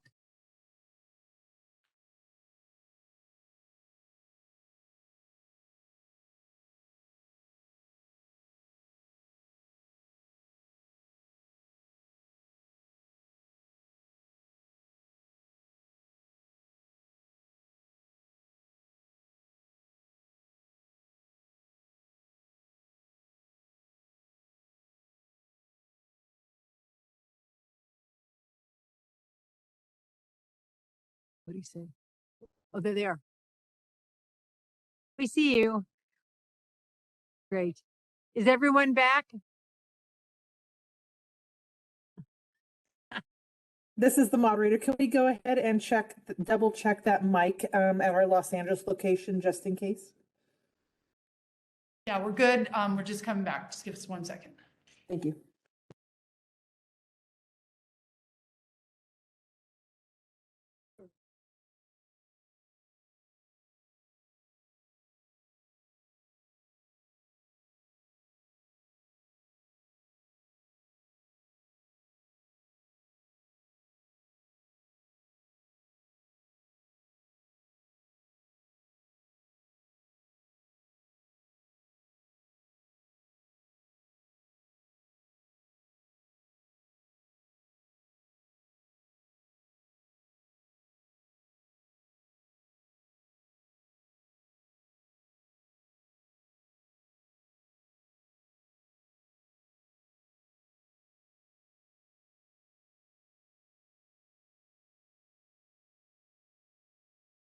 All right, Los Angeles, it looks like you're all back. Go ahead, Counsel. Okay, so we left off at the attendance policy, I believe, section 24. So then they would submit a current copy of the attendance policy and unredacted records or rosters of all student absences for the current terms or semesters. The records must include the student's name and length of absences. If the attendance policy doesn't specify, list the types of makeup assignments used for theory, skills, lab, and clinical experience. So that's a little different, obviously, from the initial app because, again, we have actual students at this point. So we're checking that those standards are being followed for the continuing approval. Grievance policy and required notices is the same as the initial application. Section 27, credit granting, submit a description of the school or program's policy for giving credit toward the curriculum requirements, a determination of the curriculum area to which credit is applied, and justification for the credit applied. We also are adding a requirement here for the continuing approval that they submit documentation. The student has received a notice and acknowledges receiving notice of the credit granting policy and that the student signs and dates that document. So that's a difference from the initial application. Transfer of credit, submit documentation for each new cohort. There's our word again. Since the last approval, verifying eligible students received or denied transfer credit for the following courses. And the documentation has to include the student's name, term or semester, student identification number, the status of the credit, approved or denied, and the signature date from the student and the program director. So it's documentation that they're following their transfer credit policies for the courses that are listed here and that they've documented it and the student has been notified and it's been documented by the student and the program director. Okay, competency-based credit. If applicable, submit a list of the names of all currently enrolled students who, upon admission, indicated related previous work experience.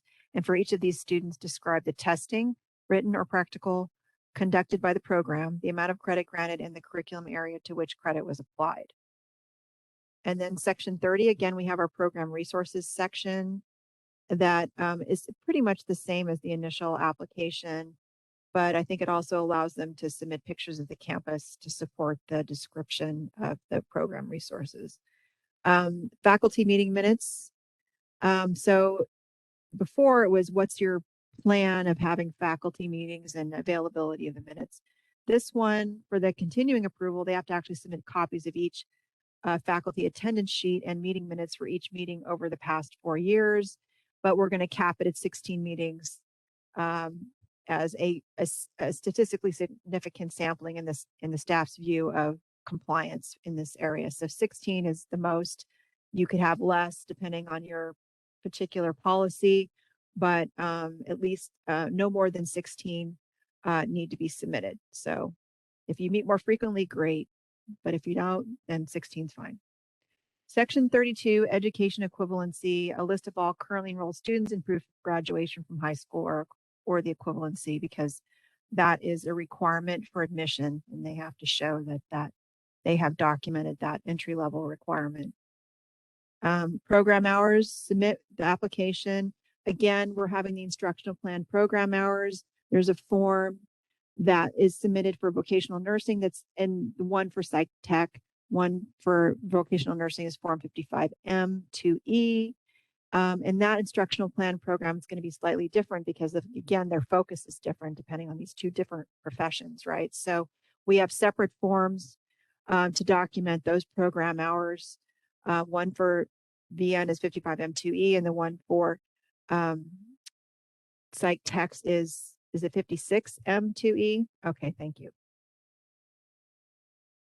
And then questions about whether they have offer a preceptorship program, and if yes, the date of the board's approval, because it's required under 2534.1. So we want to make sure the program is aware of this requirement. If they haven't done it, they'll find out here that they haven't met it.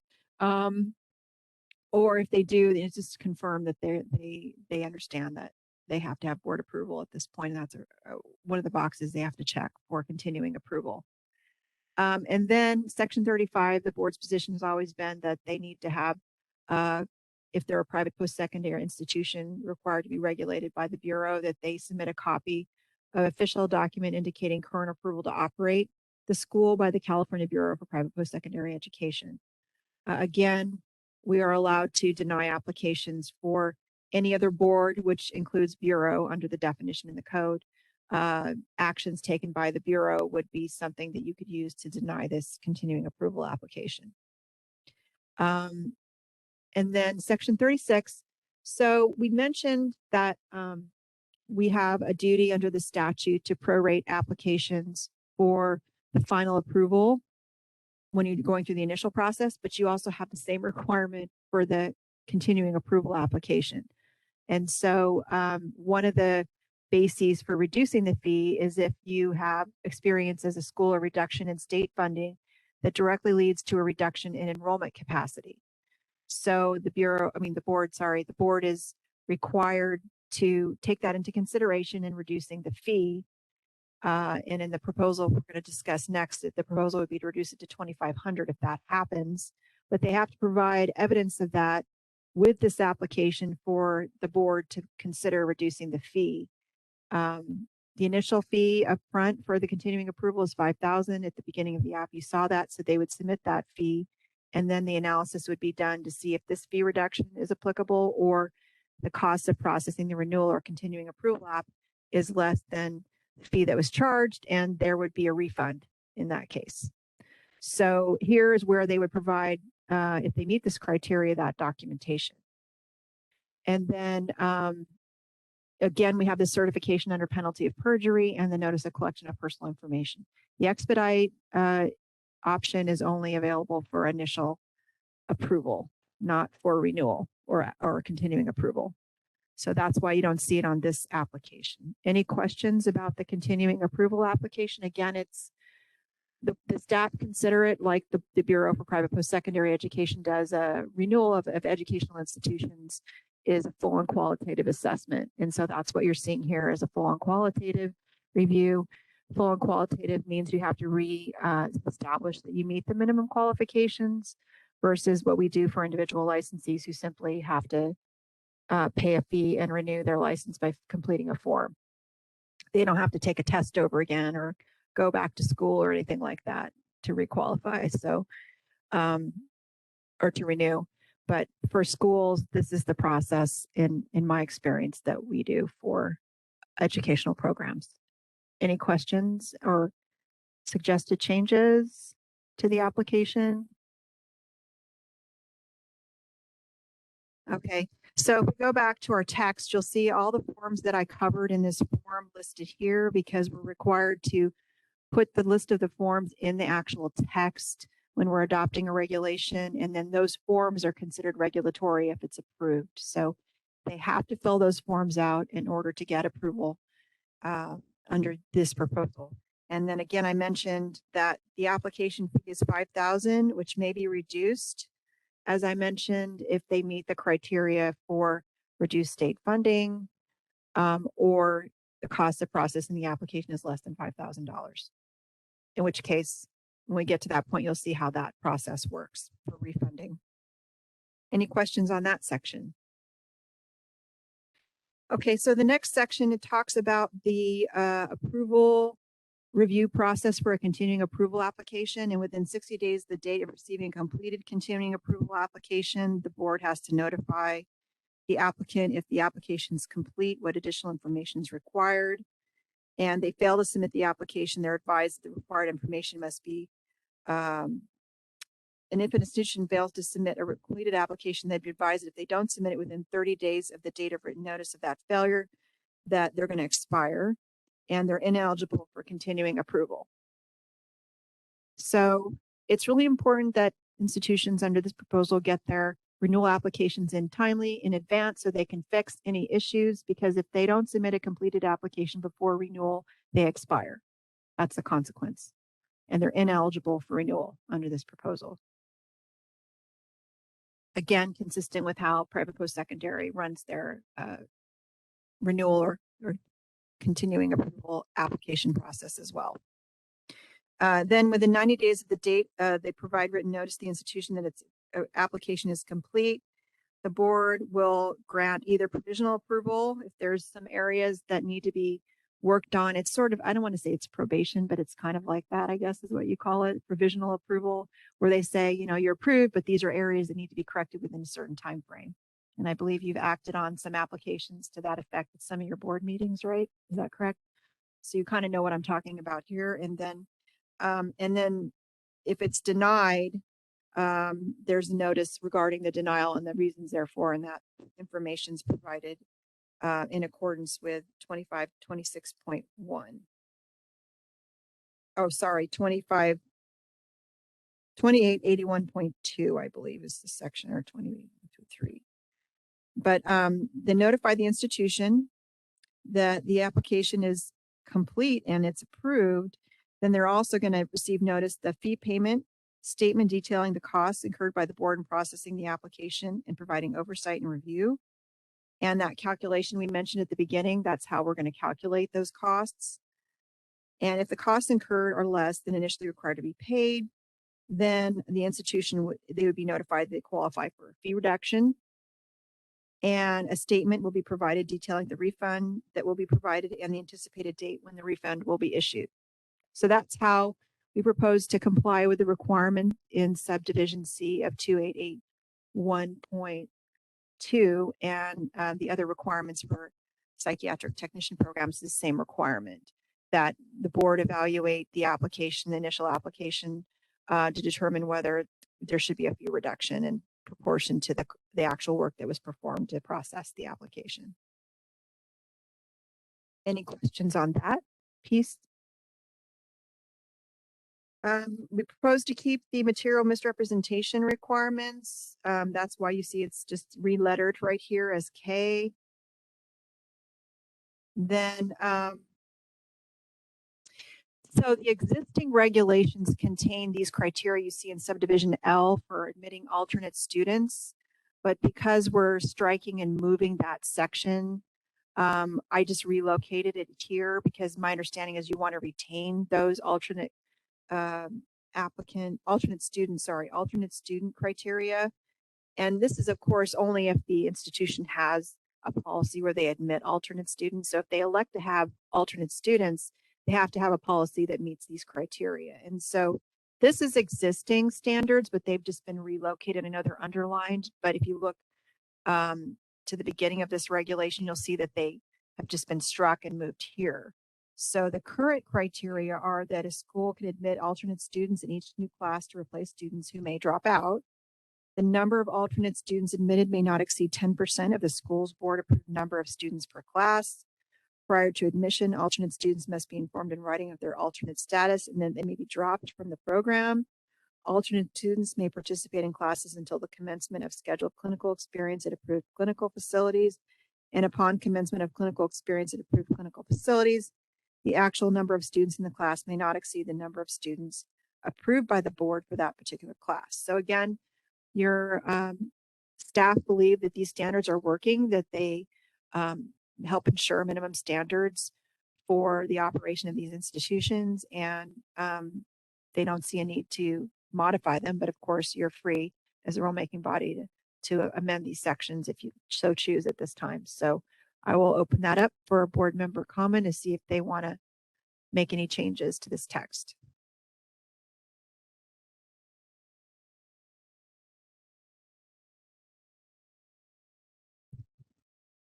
Okay, seeing none, on to revenue. So this is our last section that we'll be covering today. And again, you're going to see the same edits to 2590.2, which is the psychiatric technician revenue for schools for pre-licensure education provider fees. And so we start off with, 2881.2 of the code, which is the section that we're implementing under AB 1536. And it sets the initial application fee at $5,000.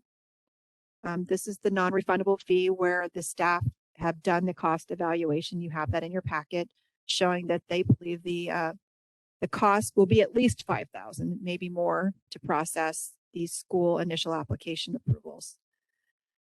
And B, the final approval fee starts at $15,000 based upon the analysis that is provided in your packet. That's what the staff are saying that it will cost your program to finalize the approval of these institutions.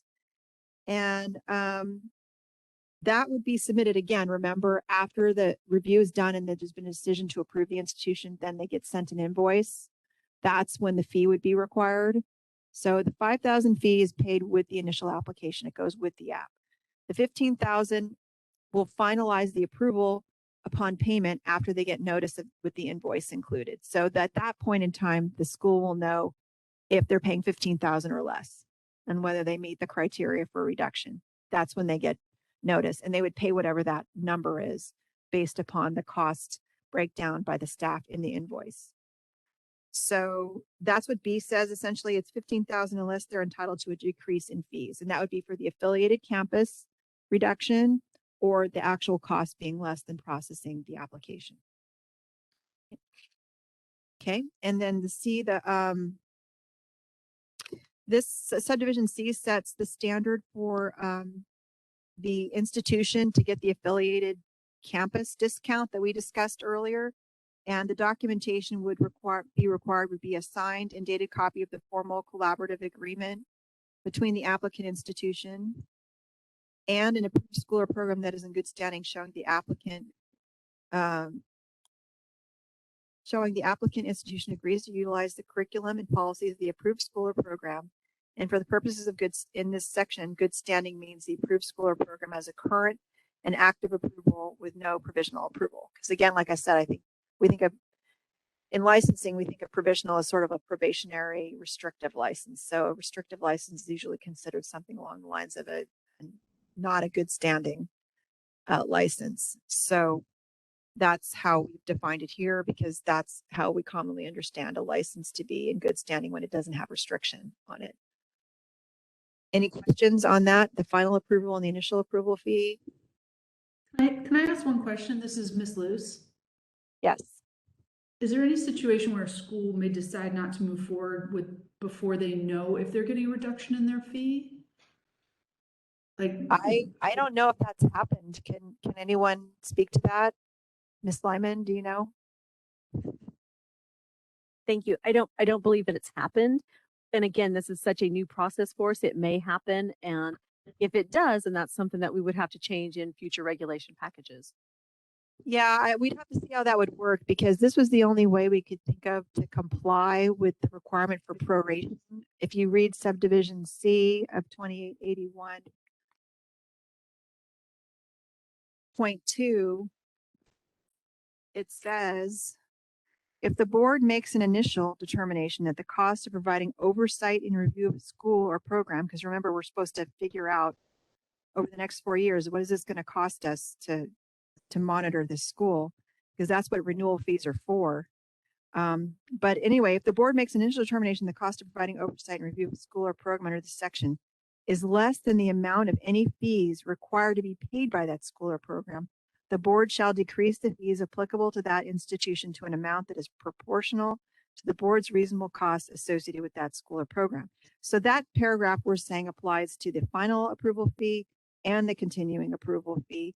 And so for the final approval fee, the only way we could think of to account for that reduction is to do the review up front, unfortunately, and then send them the bill and say, if you want your approval, here's the fee. And so that was the only way we could think of implementing that section. I mean, if anyone else can come up with a better idea, I'm happy to hear it.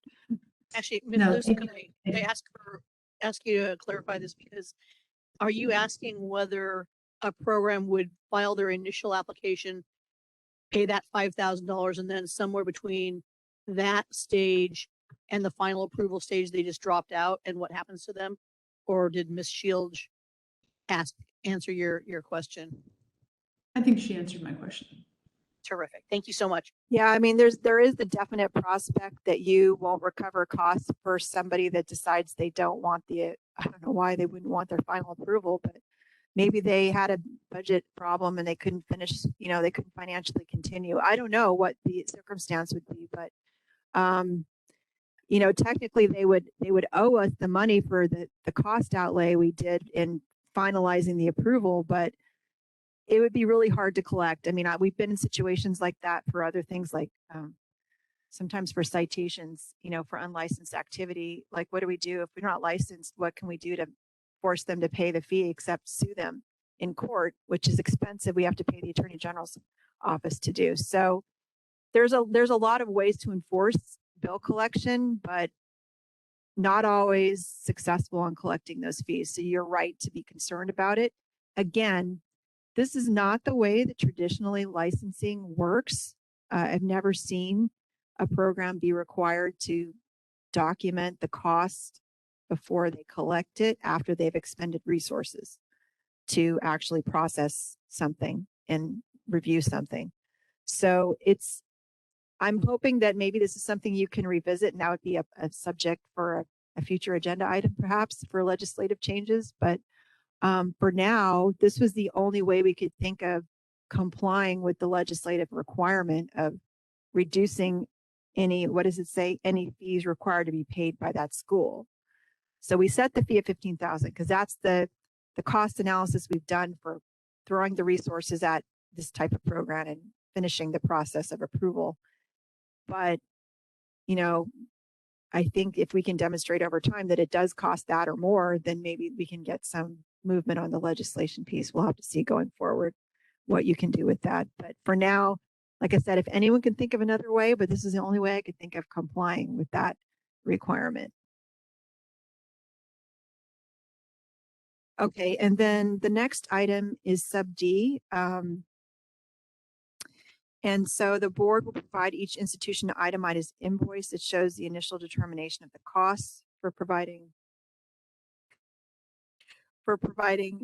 oversight and review, and it's in a dollar value amount. If it's less than the final fee, it's going to be reduced. So unless, again, we're going to do that for the continuing. So you're doing it for the final approval and you're doing for the continuing, but the way we're going to work with the continuing approval, or the renewal, I call it in my mind, fee, is they're going to have to pay the $5,000 fee with the continuing approval application. Okay, and then after you've done your work on the application, then if they either qualify for that reduction in state funding under F, you have here, subdivision F talks about for schools that experience a reduction in state funding, they can get a reduction to $2,500 for their reduced fee per the statute. Or again, we do that assessment and it costs less than $5,000. Then the institution's notified with a fee statement. A fee statement is provided, a fee payment statement in sub G is provided within 30 days of the date the board receives a completed application, documenting what the board believes are the costs for that particular application. And if that number is less than 5,000, either because of the reduced state funding or because of the actual cost being less, then they would get a refund. So you would at least get your reimbursement for the work you did do before you have to fork money over. That's a little bit more palatable than doing the work like we indicated on the final approval fee item and then the school deciding they don't want to proceed and get their approval. So, but again, it was tough because trying to figure out the logistics of how to comply while still making sure that the program is funded was a challenge. And so that is something we're going to need to, I think the board should follow up on in the future. But we'll have to see how this plays out. And maybe we're being alarmed for no reason and it's not going to play out as bad as we think it will, because as staff have indicated, it's never happened before. But this is a new program and we could have something like that happen. Who knows? Any further questions on that? Okay, so Chapter 2 is just the same process and business and rule model that we just went through for the vocational nursing programs. So the only difference is you'll notice in the corrected copy I gave, we sent you, in the yellow highlights, we made sure that the cross references were correct and were appropriate to the psychiatric technician profession and the educational programs.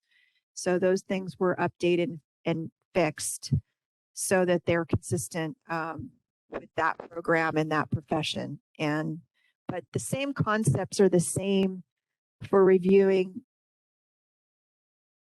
the programs. They're both full and qualitative reviews and approvals, and you would proceed with the same business model for processing the fees that we discussed for the VN programs. Any questions on this piece at all? Madam President, do you have any questions? Anything? Okay, so essentially, as Ms. Piers mentioned at the beginning, we're requesting the motion as stated on, let me find the memo here.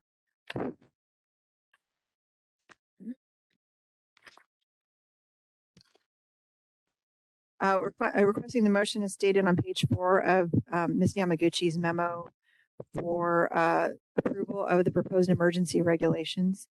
And you can, it's on page 4. I can read it again if you like into the record. Do you want me to do that or?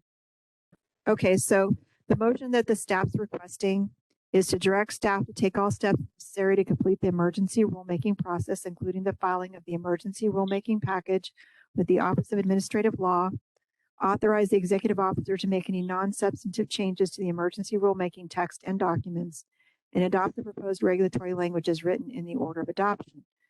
If no adverse comments are received and the text is approved by the Office of Administrative Law, authorize readoption as needed, and authorize the staff to take all steps necessary to complete the regular rulemaking process, including the setting of the matter for a hearing if requested, to make the regulations permanent and adopt the proposed regulations at Title 16, CCR Sections 2525, 2526, 2580, 2581, 2537.2, and 2590.2 as noticed. Would someone like to make a motion? John Deerking will so move. Thank you. Is there a second? Lisa Carpenter, second. Thank you. Any discussion or questions by the board?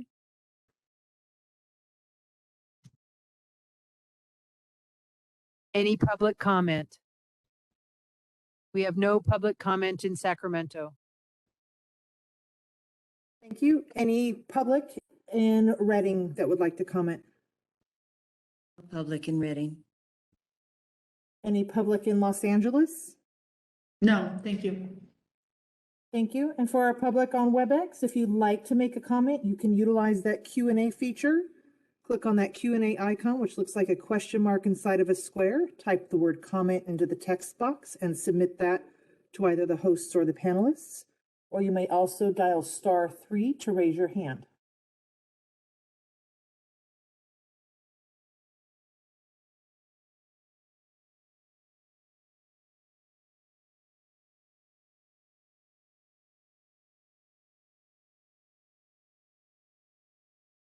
Not seeing any requests for comment on WebEx, I will close the panel.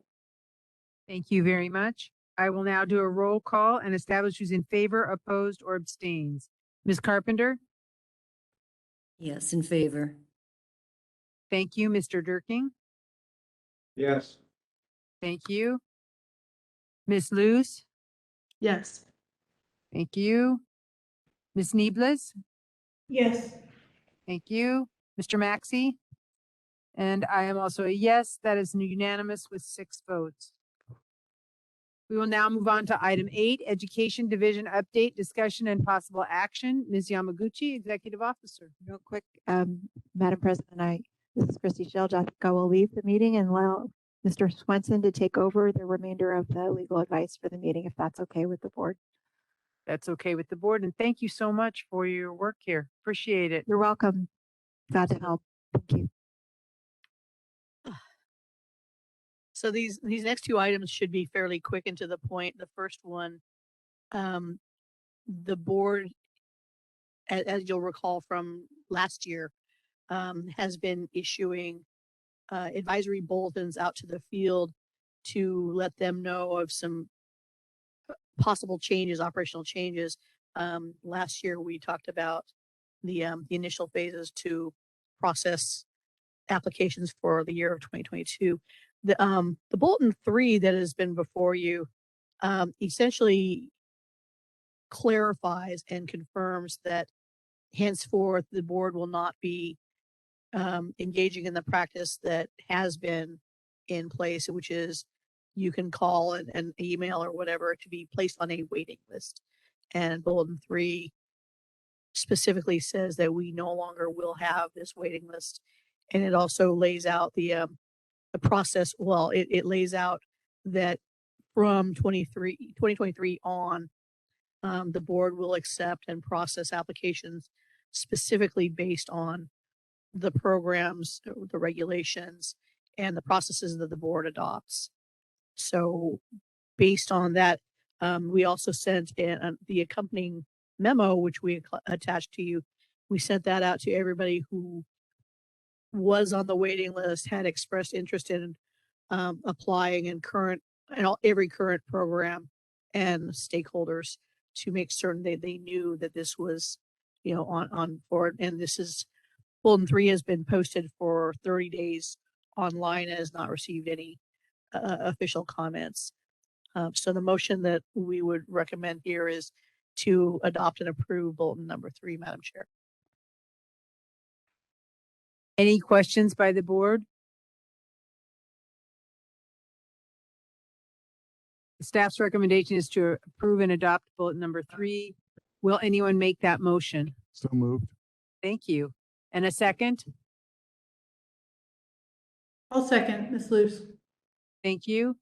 Any discussion or questions?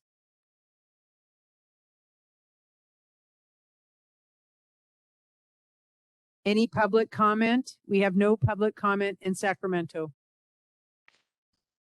Thank you. Do we have public in Reading? None in Reading.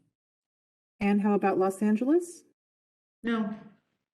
Thank you. And for our WebEx attendees again, if you'd like to make a public comment on this item, you may raise your hand by dialing *3 or utilize that Q&A feature.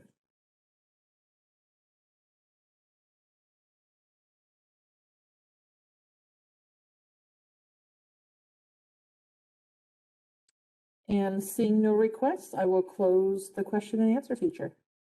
Thank you so much. I will do a roll call by location, establish who's in favor, opposed, or abstains. Ms. Carpenter? Yes. Thank you. Mr. Durking? Yes. Thank you. Ms. Luce? Yes.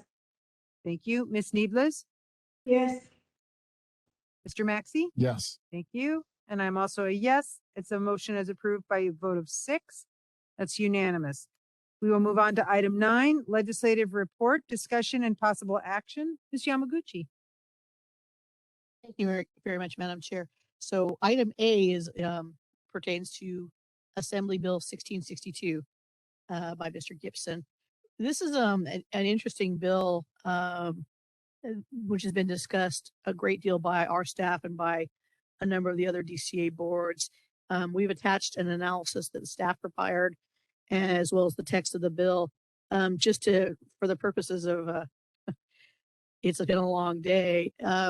Essentially, this bill would allow people who are considering applying to the nursing or psych tech, well, actually anybody who's applying to a licensing education program, but to specific to ours, a VN or a PT program, it would allow them, authorize them to contact the board to say, to apply for something of a pre-authorization or pre-screening, if you will, that basically they would say, I have convictions on my record for this.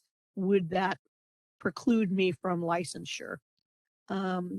We think that the intent of this bill is really wonderful because we all know that lowering barriers to licensure is exactly what the state needs in these professions. Unfortunately, and the analysis lays out a number of very grave concerns on how this bill would need to be implemented, and it would be extremely expensive and complicated for the board to implement.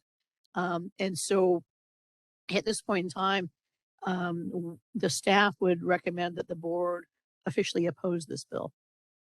And I'd be delighted to answer any questions.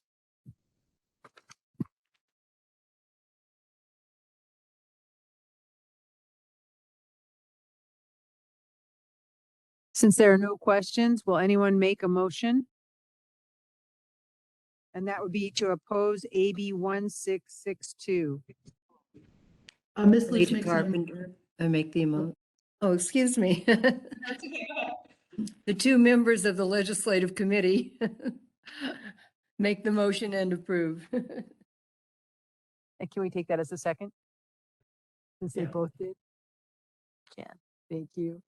Any discussions or questions further from the board? Any public comment? We have no public comment here in Sacramento. Thank you. Any comment in Reading? No comments here. Any comment in LA? No, thank you. Thank you. And on WebEx, if you'd like to make a comment, please raise your hand by dialing *3 or clicking on the raised hand icon next to your name. Or you may also utilize that Q&A feature, typing in the word comment and submitting that to the host.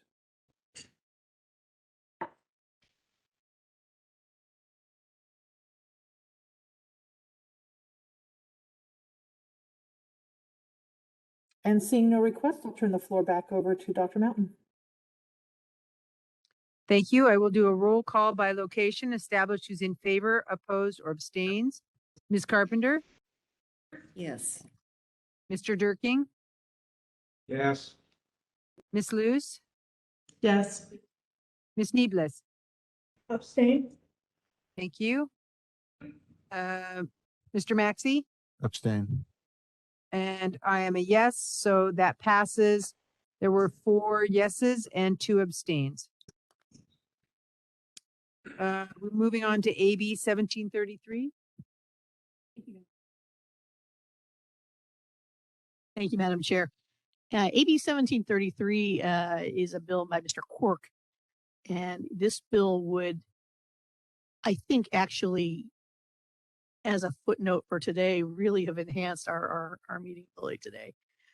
Essentially, AB 1733 would create a permanent extension of some of the waivers of the Bagley-Keene Open Meeting Act that we enjoy.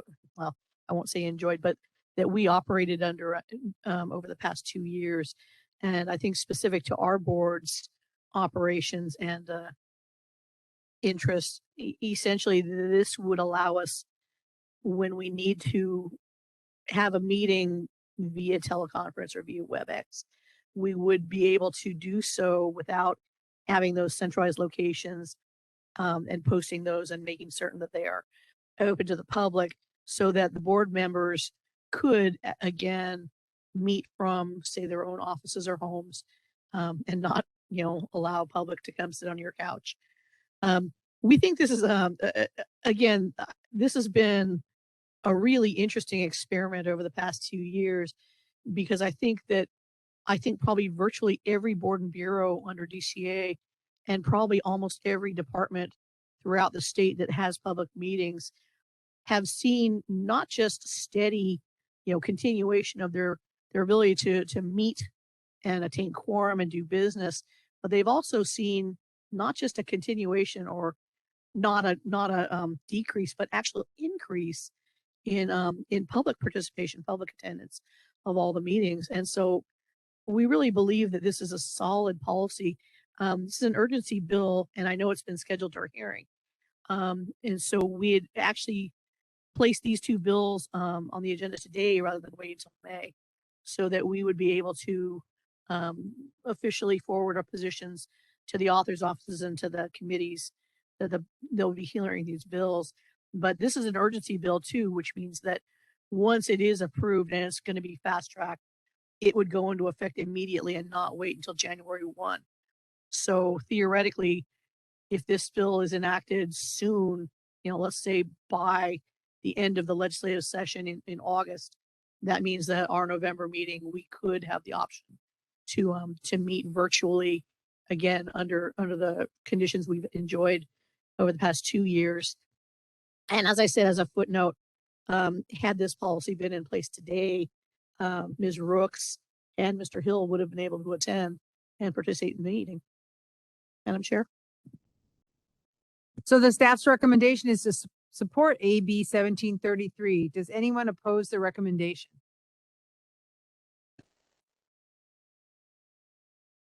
In which case I hear no opposition. Will anyone make that motion? So moved. Thank you. And a second. Lita Carpenter, second. Thank you. Any discussion or questions?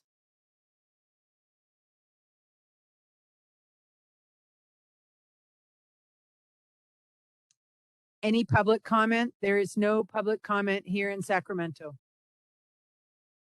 Thank you. Do we have any comment in Reading? No comment here. Any comment in Los Angeles? No, thank you.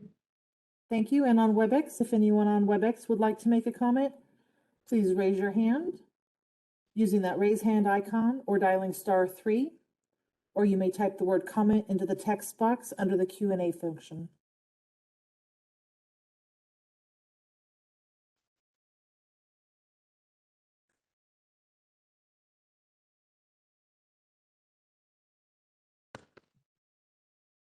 Seeing no requests, I'll turn the floor back over to Dr. Mountain.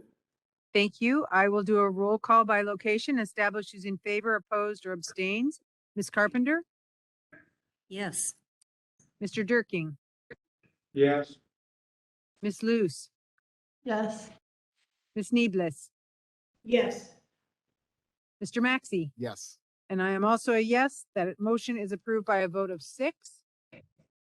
We will move on to item number 10, public comment on items not on the agenda. Please note the board may not discuss or take any action on any item raised during this public comment section, except to decide whether to place the matter on the agenda of a future meeting. Are there any? There are no public comments here in Sacramento. Thank you. Any comments in Reading? No comments here. Any comments in Los Angeles? No, thank you. Thank you. And on WebEx again, one last time, if you'd like to make a comment on items not on today's agenda, you may utilize that Q&A feature by typing the word comment into the text box and submitting that. You may also raise your hand by clicking that raised hand icon, or for our call-in users, dialing *3. Our first comment comes from Anne-Marie Kopkin. Anne-Marie, I've sent the request to unmute your microphone.